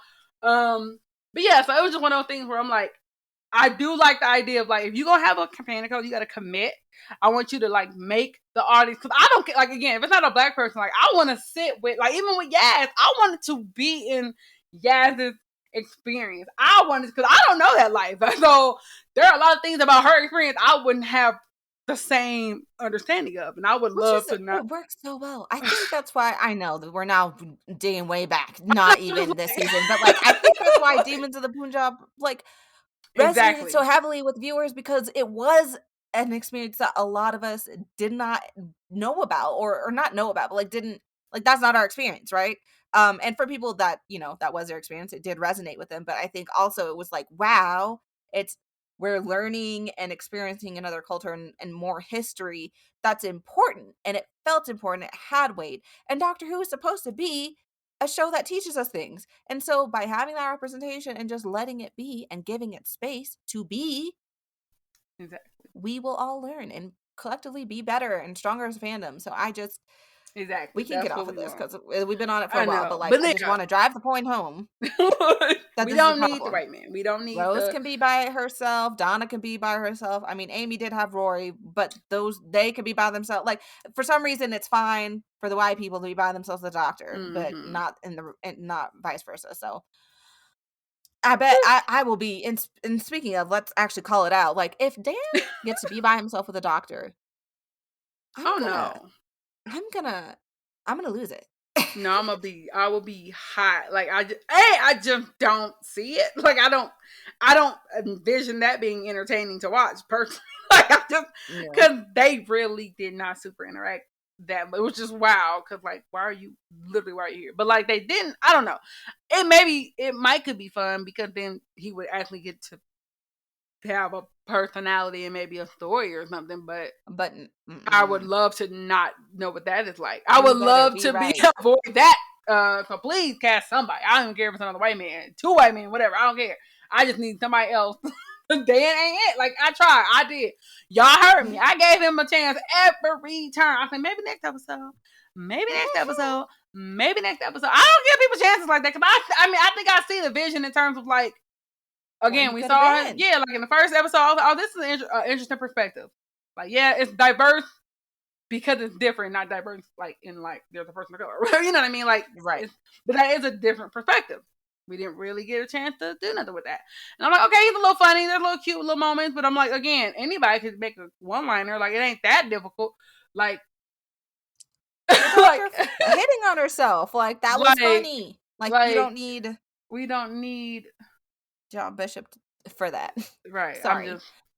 But okay. Speaking of the Doctor, also the season, you know, we'll wrap it up. But the good thing, going back to the good, like it wasn't all bad. Loved the Doctor this season. Y'all heard my complaints about her seeming a little bit out of character and being like, yeah, shut up. But it came around. She apologized. There was growth. We learned. She did better. She stopped getting all hopped up on the division. She even at the end took that pocket watch and was like, hide this from me until I really, really want it. And I'm like, look at that. We love growth. Yes. And I was just very, because like, you know what? Here's the thing. The problem wasn't that, like, the problem wasn't the Doctor acting messed up. But the problem is also, like, if the show doesn't acknowledge that the Doctor was acting messed up, that's where we was, like, really not having it. But, like, the fact that it's acknowledged is important because people do actually mess up. Like, that's the thing that happens. We're human, right? Right. People mess up. The problem is that a lot of times the show posits that as, like, oh, that's just what it is. Like, not to do this. Like, Sherlock, and like, consistently was, like, horrible, right? And the show was like, this man is a genius. This man is of course he acts like that. And it's like, no, like you could be a genius and have like a modicum of respect for people. Like, you know what I mean? Like, so to me, it's like I don't care Professor if you Eustachius Jericho. Right. He was that one. Like, I don't mind you having characters like mess up, but I do love when the character, when it's acknowledged within the show itself and within the writing that, like, yeah, I actually was acting a damn fool. So I really appreciated that. Again, the growth and the acknowledgement of like I was acting up, and I apologize. And also, in addition to that, the offer to like I want to make you understand where I was, like, you know what I mean? Like I want you to be in my world and be able to really understand what I shut you out, and I'm going to do better. Not only in future, but right now, I need to let you in now. If some white man doesn't come bumbling in here and interrupting us. Because of course. But like, yeah, I love that. And then I love that little pocket watch moment. Because I'm like, oh, the target's going to cough that bad boy up real soon. I'm thinking. But let's see. She took it out of her hands, and that's the growth part of it. Like, she's like, I'm letting go of control of this, and I'm gonna let it sit. I need to work on me a little, do a little relaxing, do a little flying around. We don't know what she's gonna do, but she's hopefully she's not dates with her little girlfriend. That see now. Ooh. they about child, to I be hope so. out here. Like in my mind, they out here Booed just up. and giving snuggles and giving all that. I hope so. Speaking of her boo, the other final like really great thing about this season was Yaz. We talked about it basically already, but like people were saying had things to say about Yaz in this episode, but also I saw a lot about her this season and I just do not see it. I'm so sorry. She was the most developed she's been. She was giving everything we suspected that she had to give, but didn't have the space to give. Mm-hmm. Like she was with it, she was quick, she definitely was the leader when the doctor wasn't there. And like we talked about earlier in the season, like not because she was pretending to be the doctor, but because she also she actually has that skill set and has actually learned from the doctor. Like you saw that journey, you felt that journey. And Yeah. like would defer to the doctor when appropriate. She just wasn't out here playing doctor. Like she knew her role and just was a shooter and also got herself a girlfriend. So Yeah, I think that like my main thing is like I want to give a Chibnall a crumb, and I will say that we have known that Yaz can be this. So I will say that there's enough characterization. She didn't get a chance to fully blossom until realize this it. season, Mm-hmm. but we didn't know enough about Yaz to expect or have this like understanding like this is who she could be. So living up to that, I think is like I want to give him that. Like, yeah, you didn't really give her that much story and give her a chance to fully be this person, but now that you have, like, this is like the Yaz that we. Granted, I would have liked to have seen this like in her first season, but it's fine.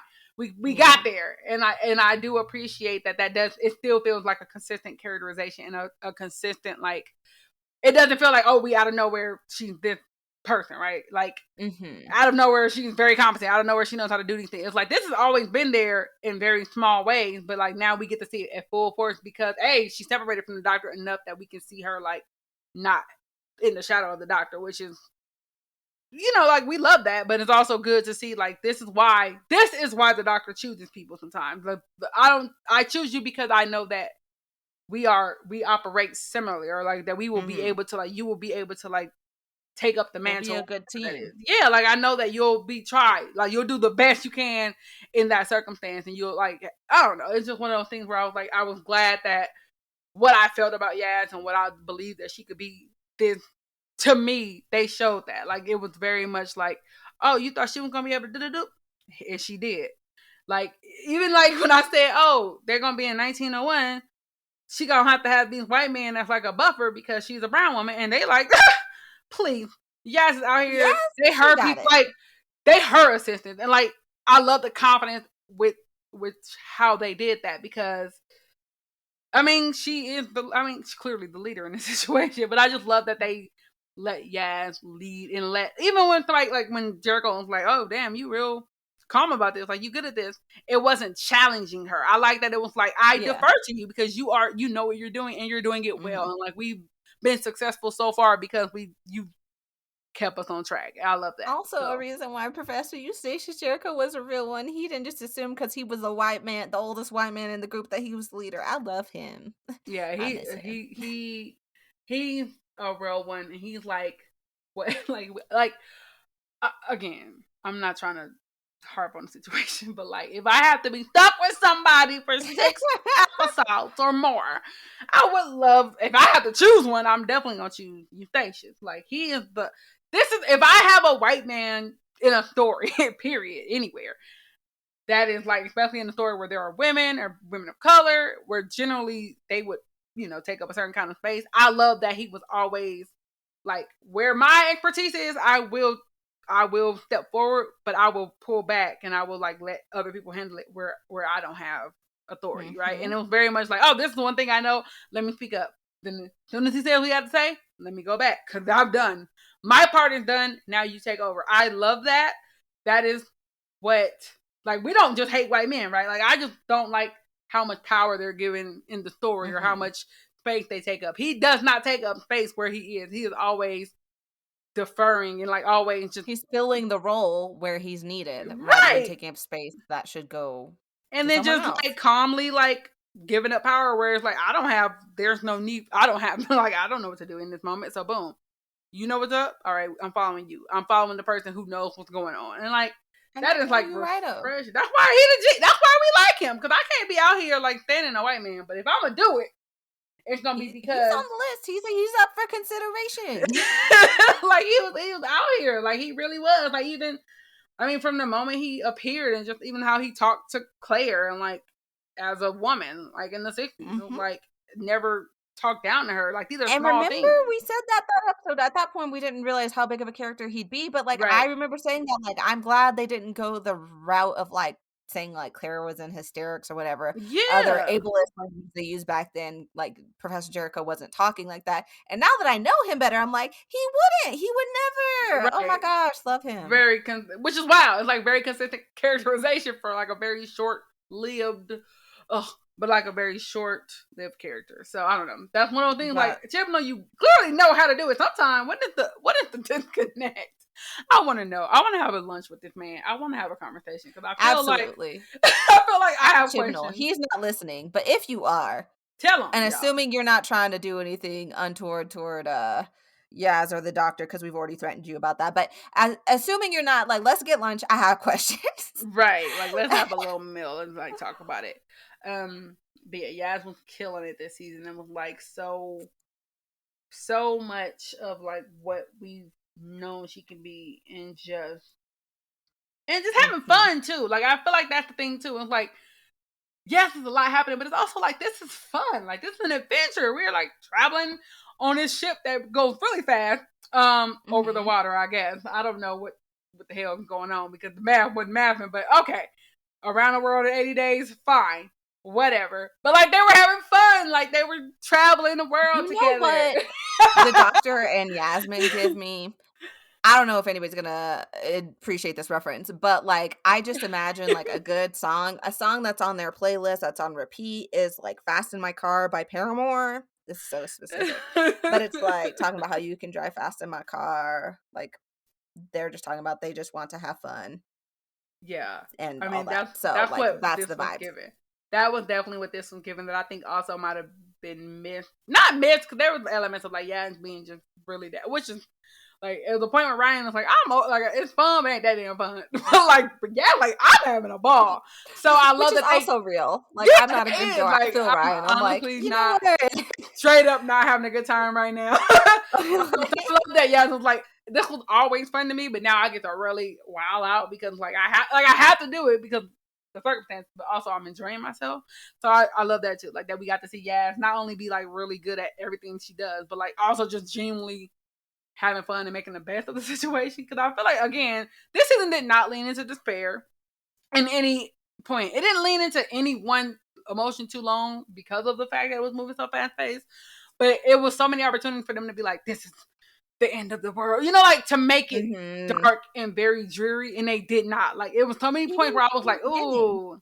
That's what I'm saying. Highlighted the quote from the doctor saying, like, I always wondered what the end of the universe would feel like or whatever like that. And like that was like, ooh, that's wild, that's deep. But it was just that quick. And then right. And it was like not, I don't know, it was just like not hard to watch or whatever. Like I don't know. Sometimes we get to the point where it's like, I'm just tired of this suffering.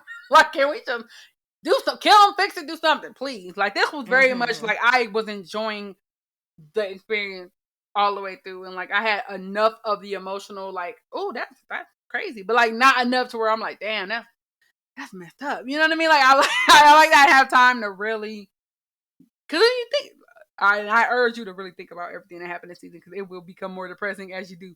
But like, I mean, did y'all see the look? Okay, we can move on after this. But did y'all see the look? Speaking of Yaz and the doctor and them not lingering on emotions, before they had the lingering hug, they had this look when the doctor asked, "How long has it been for you guys?" And Yasmin, like, it says that it's been 3 years, and she's clearly like, you know, it is what it is. Like, knows it's gonna hurt the doctor, but like, it's like.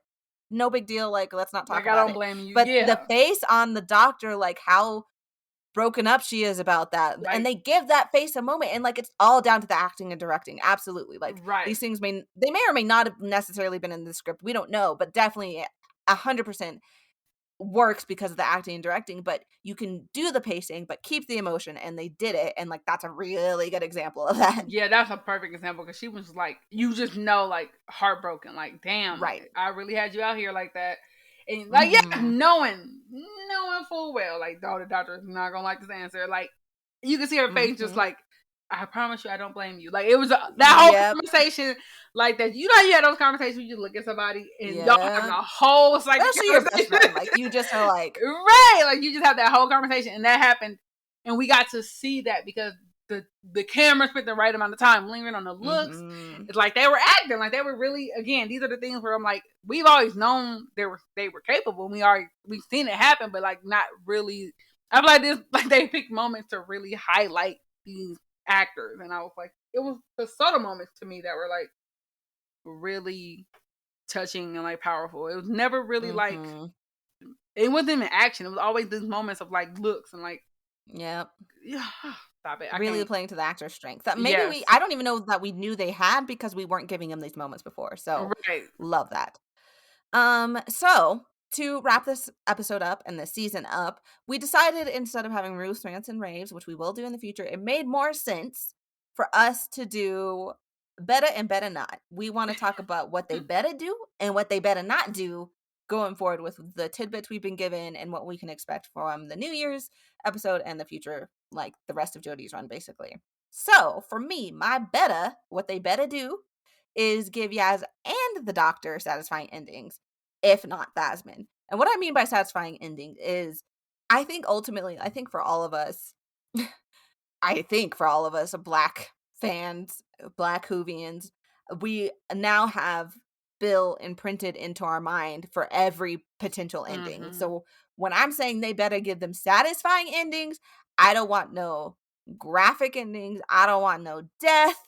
Well, the Doctor's gonna regenerate, but I want just a nice, calm transition. Like, I don't know if Yaz is gonna peace out on her own. I don't know if the Doctor is gonna like reincarnate and Yaz is like, ugh, that's a lot. Or if just this journey, like Yaz is like, that was traumatic. I gotta be honest. Like, here's my cell phone, call me, I'm good. Like, whatever it is, it needs to be just good. I don't need no one shooting no holes into anybody. I don't need anybody being turned to Cybermen. I don't even need people having their memories taken away. Like, I don't mind the Donna ending. Like, I like it. I don't like some, but like, I just want the most vanilla ending, to be honest. Yeah. No, this is one of those times where like, let's not go for nothing big. Let's just go for something that is like, that feels good. It's fine. It is actually fine to like have a feel good ending. And I know I think we've like normalized in this show, like it had to hurt a little bit. Like it can not hurt at all. It can actually not.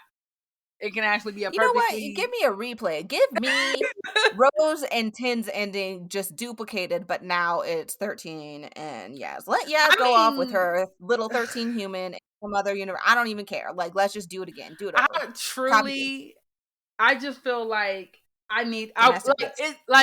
Phasmin is important like that to be canonized and to be like very explicit. I would love that to be the ending. And here's the thing: I thought about this, and I might be put into the universe. I don't care. I will take them separating with the acknowledgement that it was a thing. That's a Agreed. shady ending. Like, I want them to be together, obviously. But if I can just get that there was like an acknowledgement that this was really what it was. That we weren't gaslighting the audience the whole time. And then if they can't be together because of whatever reason or the regeneration Which is changes, realistic. Like, not everybody can be together. So that's fine. So, but an acknowledgement? I'll take that. Yeah, I'll take that over like whatever, like them maybe partying, but or staying together as friends, whatever. I don't know. But I would love acknowledgement. It doesn't have to necessarily be followed up by like happiness and like happily ever after, because that's not always realistic, but that would be cool to me. So full agree. And I just want them to both, like, again, the Doctor regenerates, so it's never like it's always something, but I would like 13 and specifically to have like a really well-rounded parting away if they have to. If they have to, they don't have to. We can, again, happiness is an option. Happiness is an option, y'all. Like, that's a thing that can be, y'all. People choose to like make trauma the only way that we like express. Like, oh, that's the only thing that's entertaining. Is like people. No, sometimes like it's fine. Like, I it's watch Game very of Thrones fine. too much. Like, Right, I did too, but like, like it is fine. Happy. Like, I get that it gets boring over time when it happens back to back. There's never any conflict. Well, once out of a string of sadness is novel. So right. let's So do let's it. go. Let's I'm try ready. that. Yeah. And my better is y'all better bring Bender and Belle back. Because we spent this season getting to know them, falling in love with them, being invested in their happiness. Like, I mean, I was just so invested. Like, I'm like, oh, the universe gonna end, but as long as they end with them together, I don't care. Like, that's where I was at. Like, I guess the universe gotta end, but they gonna be together. And so yeah, I felt like that feels like an important story, and it might only be important because it just showed us what the doctor's trying to say. That could be the point, but I very much feel like with the pregnancy, like it's too much going on. That's just unnecessary information if you just gonna have them be cute.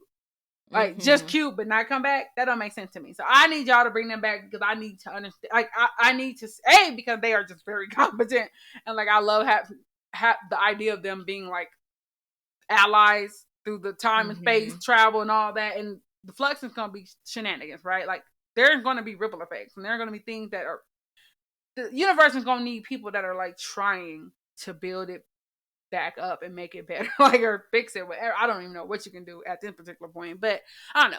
I want them to come back. They need to come back. I also feel like they set it up for them to be important, and so like if they drop the ball on this, I will have to maybe swing on somebody, but hopefully violence will not be required. Hopefully not, but we will see. So my better not, what they better not do is start fridging people of color again. I saw that preview for the New Year's Eve episode. I'm like, okay, there's some spare people of color here, and I'm gonna need y'all to not fridge them. If y'all don't know what fridging is, y'all can Google it. But Chibnall, he's got a record on him. He's a regular Kenmore. He loves a fridge. Yeah, not a regular Kenmore. No, because it is like I fully believe that up until maybe yesterday, this was the only way he knew how to motivate other characters. I hope that he's learned. I'm not convinced he has, based on that one little bit of like what's coming up. But like I'm off of the goodwill of this season. I'm willing to give him the benefit of the doubt, but I also don't trust him. So I don't trust him, but like I'm willing to go in with goodwill. Right. And believe that he's got good intentions, but you best believe if that episode, you know where we're gonna be. We're gonna meet back here and get ready for words. I mean, we may not rant that hard because what is to be said that hasn't been said, except that he's selling that BS. But just be prepared. Pretty much. And my better not. Okay, so I cheated. I have two, but. So the first one is they better not undo this season. So I don't want any retcons that make what happened in the season didn't happen. I don't want it to be a situation where like, oh, we went through the crack in the wall and the universe reset. I want Doctor Who, the show, to have to live with what has occurred this season and what has occurred leading up to this season. I very much want there to be continuity. And like, of course, they gonna sprinkle in some retcons. They just have to sometimes, because sometimes you get written into a wall, corner, like into a corner. You have to be like, we gotta figure it out.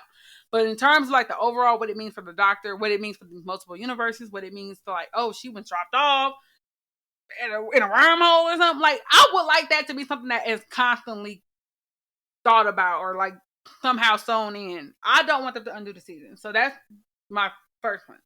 The second one, we can both agree on.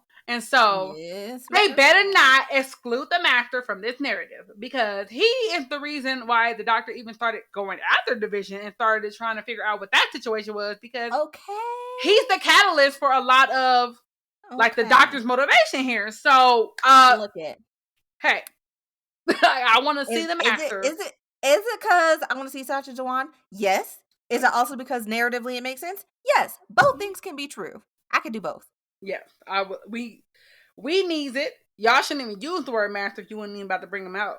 So y'all know what show y'all writing for, right? Y'all know. So, but I think honestly, like, even if it wasn't like Sacha Dhawan, who like of course is like a very big reason I want to see this person on screen at all times, but I think literally for like my personal satisfaction, I think narratively having the Master be involved or like to be brought in is like important, especially like because. The Master got to do one last shady little business before the Doctor regenerates. Like, it has to happen. Like, it kind of just needs to happen for the full story, you know, just for the moment to be. Especially since he started this mess. Even if he's not, like, a big part of the narrative, even if he just, like, it's like a messing with her mind cackling. And, like, she's remembering. Yeah, something. Like, just cackling off into, his like, energy. I don't know. It's like space and time. Anything could happen. Like, he it doesn't have to be. I feel like he's the type of person who would go, like, pick up the Grand Serpent and drop him off on Earth, specifically. Like, I forgot about this man because they put him on a comet. I said, now, if you're going to do something shady, that is it. Put this man on a comet. That is the exact thing that the Master would do. He absolutely would stop by that comet, pick him up, be like, I got some work for you. Don't you worry. Let's go. We could be friends. Like, they would be plotting. Which also, shout out to us going this whole episode without mentioning that dang Grand Serpent. The way I did not care about him. Aggressively I only thought about it because I was like, what would the Master do that would be so petty? And it was like, I'm gonna get you. I'm gonna get this man who you really do not like and who was already messing with your little humans and your little unit. And I'm gonna drop him off and let him wreak havoc yet again. Okay? And he's gonna be empowered now because boop, boop, boop. That feels like the Master. And then the Master gonna honestly, like, betray him because he's the Master. Like, obviously. I'm not gonna give it all away. But, like, I definitely I feel like the Master definitely has to make an appearance before the regeneration. Like, it just feels like it needs to happen. Like, it feels like that would close out the chapter, especially because obviously, like, the Master is the one that, like, even really made not the impossible. I'm mixing them. The Timeless Child. Then now I'm blending. I'm like the Impossible Girl, the Timeless Child, whatever. But yeah, I think that we need that good old, like, closure on that part of it because I feel like the Master is, like, very aware of whatever is occurring right now. Like, I don't know how to explain it, but, like, him and Time probably on the FaceTime. They probably was over there like, you see this? I just need that. Like, I just want to see the Master react to what has occurred and, like, I don't know. But yes, Sasha Dewan also, like, that's what really. If Time, I have a thought. If Time can be whoever Time want to be, because he definitely was a Time could present as a Master. Let's go. So you don't technically have to bring the Master back. I still would want them to, but if you're not going to, let's go middle ground and have Sasha Dewan play Time. Time isn't dressed as the Master because Time likes to be petty and like to mess with the Doctor, and that's the perfect way to do it. So let's go. Y'all can have that idea. Y'all can take that. Y'all can take that one for free. Unless you start fridging people of color, then this is gonna cost you. Run me my check, because I ain't giving ideas for free to people who just be fridging people of color. So, period. All right, that is absolutely a great bet or not. Lastly, for this episode, we always do quotes from the TARDIS, but for this episode, we are doing, like, our top quotes from the TARDIS for the season. So we've already picked them. You've already heard them. I mean, maybe if you want to run Twitter real quick, tweet which one was yours, let us know. But these are ours. I'll read the first. We were on the same page for both of them, so, like, it doesn't matter. They're both ours. But my first one is, of course, Belle's iconic quote. What the Cyberman asks, "What is your mission?" Bloopty bloop. She's resistant and she says, "Fine, just put love." And the Cyberman's like, "Incorrect. Love is not a mission." And then Belle comes out and she says, "And that's why you're dead on the floor and I put you there. Love is the only mission, idiot." Hey. That one. That's why Belle gotta come back. Right. And I also just want to go ahead and commend you on that very good Cyberman impression. You did that. That was immaculate. Thank you. And then, of course, me being on brand this season. The second quote that we both were like, obviously, this is the one. Comes from our good homie Swarm, and he said to the Moray, he said, "You underestimated us, you pathetic temporal hags. Your deluded, pointless lives have led you here. Painful, powerless deaths." Ooh. It's so good. It's so good. It's so bad, but it's so bad that it's good. It's like fresh jalapeno and you accidentally rub your eye. It's just like, yes. It burns. It burns so bad. So bad. Or, you know, when you get your coffee fresh from McDonald's, Starbucks, wherever you prefer, and you're like, I got to get a sip of this now because I'm tired. And it scalds your throat. You're like, ooh, that was a little too hot. That was almost lawsuit hot. That is the pain Swarm was given. That's so specific. And I literally said that, like, today. I was like, damn, that's like lawsuit hot. So that's wild. So, yes, I understand. Intimately. But yeah, That's what someone was given. I think I like the Listen. both spectrums that were represented in these quotes. We really did. We're like, we are such. Like, we love, but we also love mess, child. Oh, we love mess, child. But the glam fooglies were giving us glam and mess, and I love them. I miss them. Shout out to you. And if they want to come back, like, I don't know how y'all can do it, but if they do come back, I really am not going to question it. Or just more of their species that's serving the same. If they can find actors who could really bring it to where they brought it, like, I'm here for it. Like, let's go. Let's get it. So that is season 4 of Tarbis. What the flux? Thank you guys so much for listening. I hope you enjoyed this ride with your new co-pilots. We're gonna be gone until obviously the New Year's special. But we will be around the interwebs. We will be doing some Tarbis things here and there. So if you want to follow that or anything else we do, you can check us out at blackgirlscreate.org. Also follow us on social media. We're on Twitter at Black Girls Create. That's at BLK Girls Create. I'm at Delia is typing, and Nicole is at Queer Specimen. Please tweet us your thoughts at #Tarbis. Again, we really do want to know your thoughts. If you didn't like the season, if you did like the season, let us know. We want to hear it. And if you enjoyed what you heard, drop us a little Tarbis tip over at blackgirlscreate.org/support. You can give us money however you choose. There's PayPal. We've told you about Patreon so many times. Like, you know, where you fit in. We also have merch, and we do have a Tarbis t-shirt over at DFTBA. So just head over on to blackgirlscreate.org/support. All tips help us keep our Tarbis instruments calibrated and our sonic screwdrivers charged. Okay? So for now, we must part, but thank you for listening. We'll be back in January for the New Year special, Eve of the Daleks. Woo! Pew, pew, pew, pew. Until then, y'all, we'll talk at y'all then. Bye! Bye!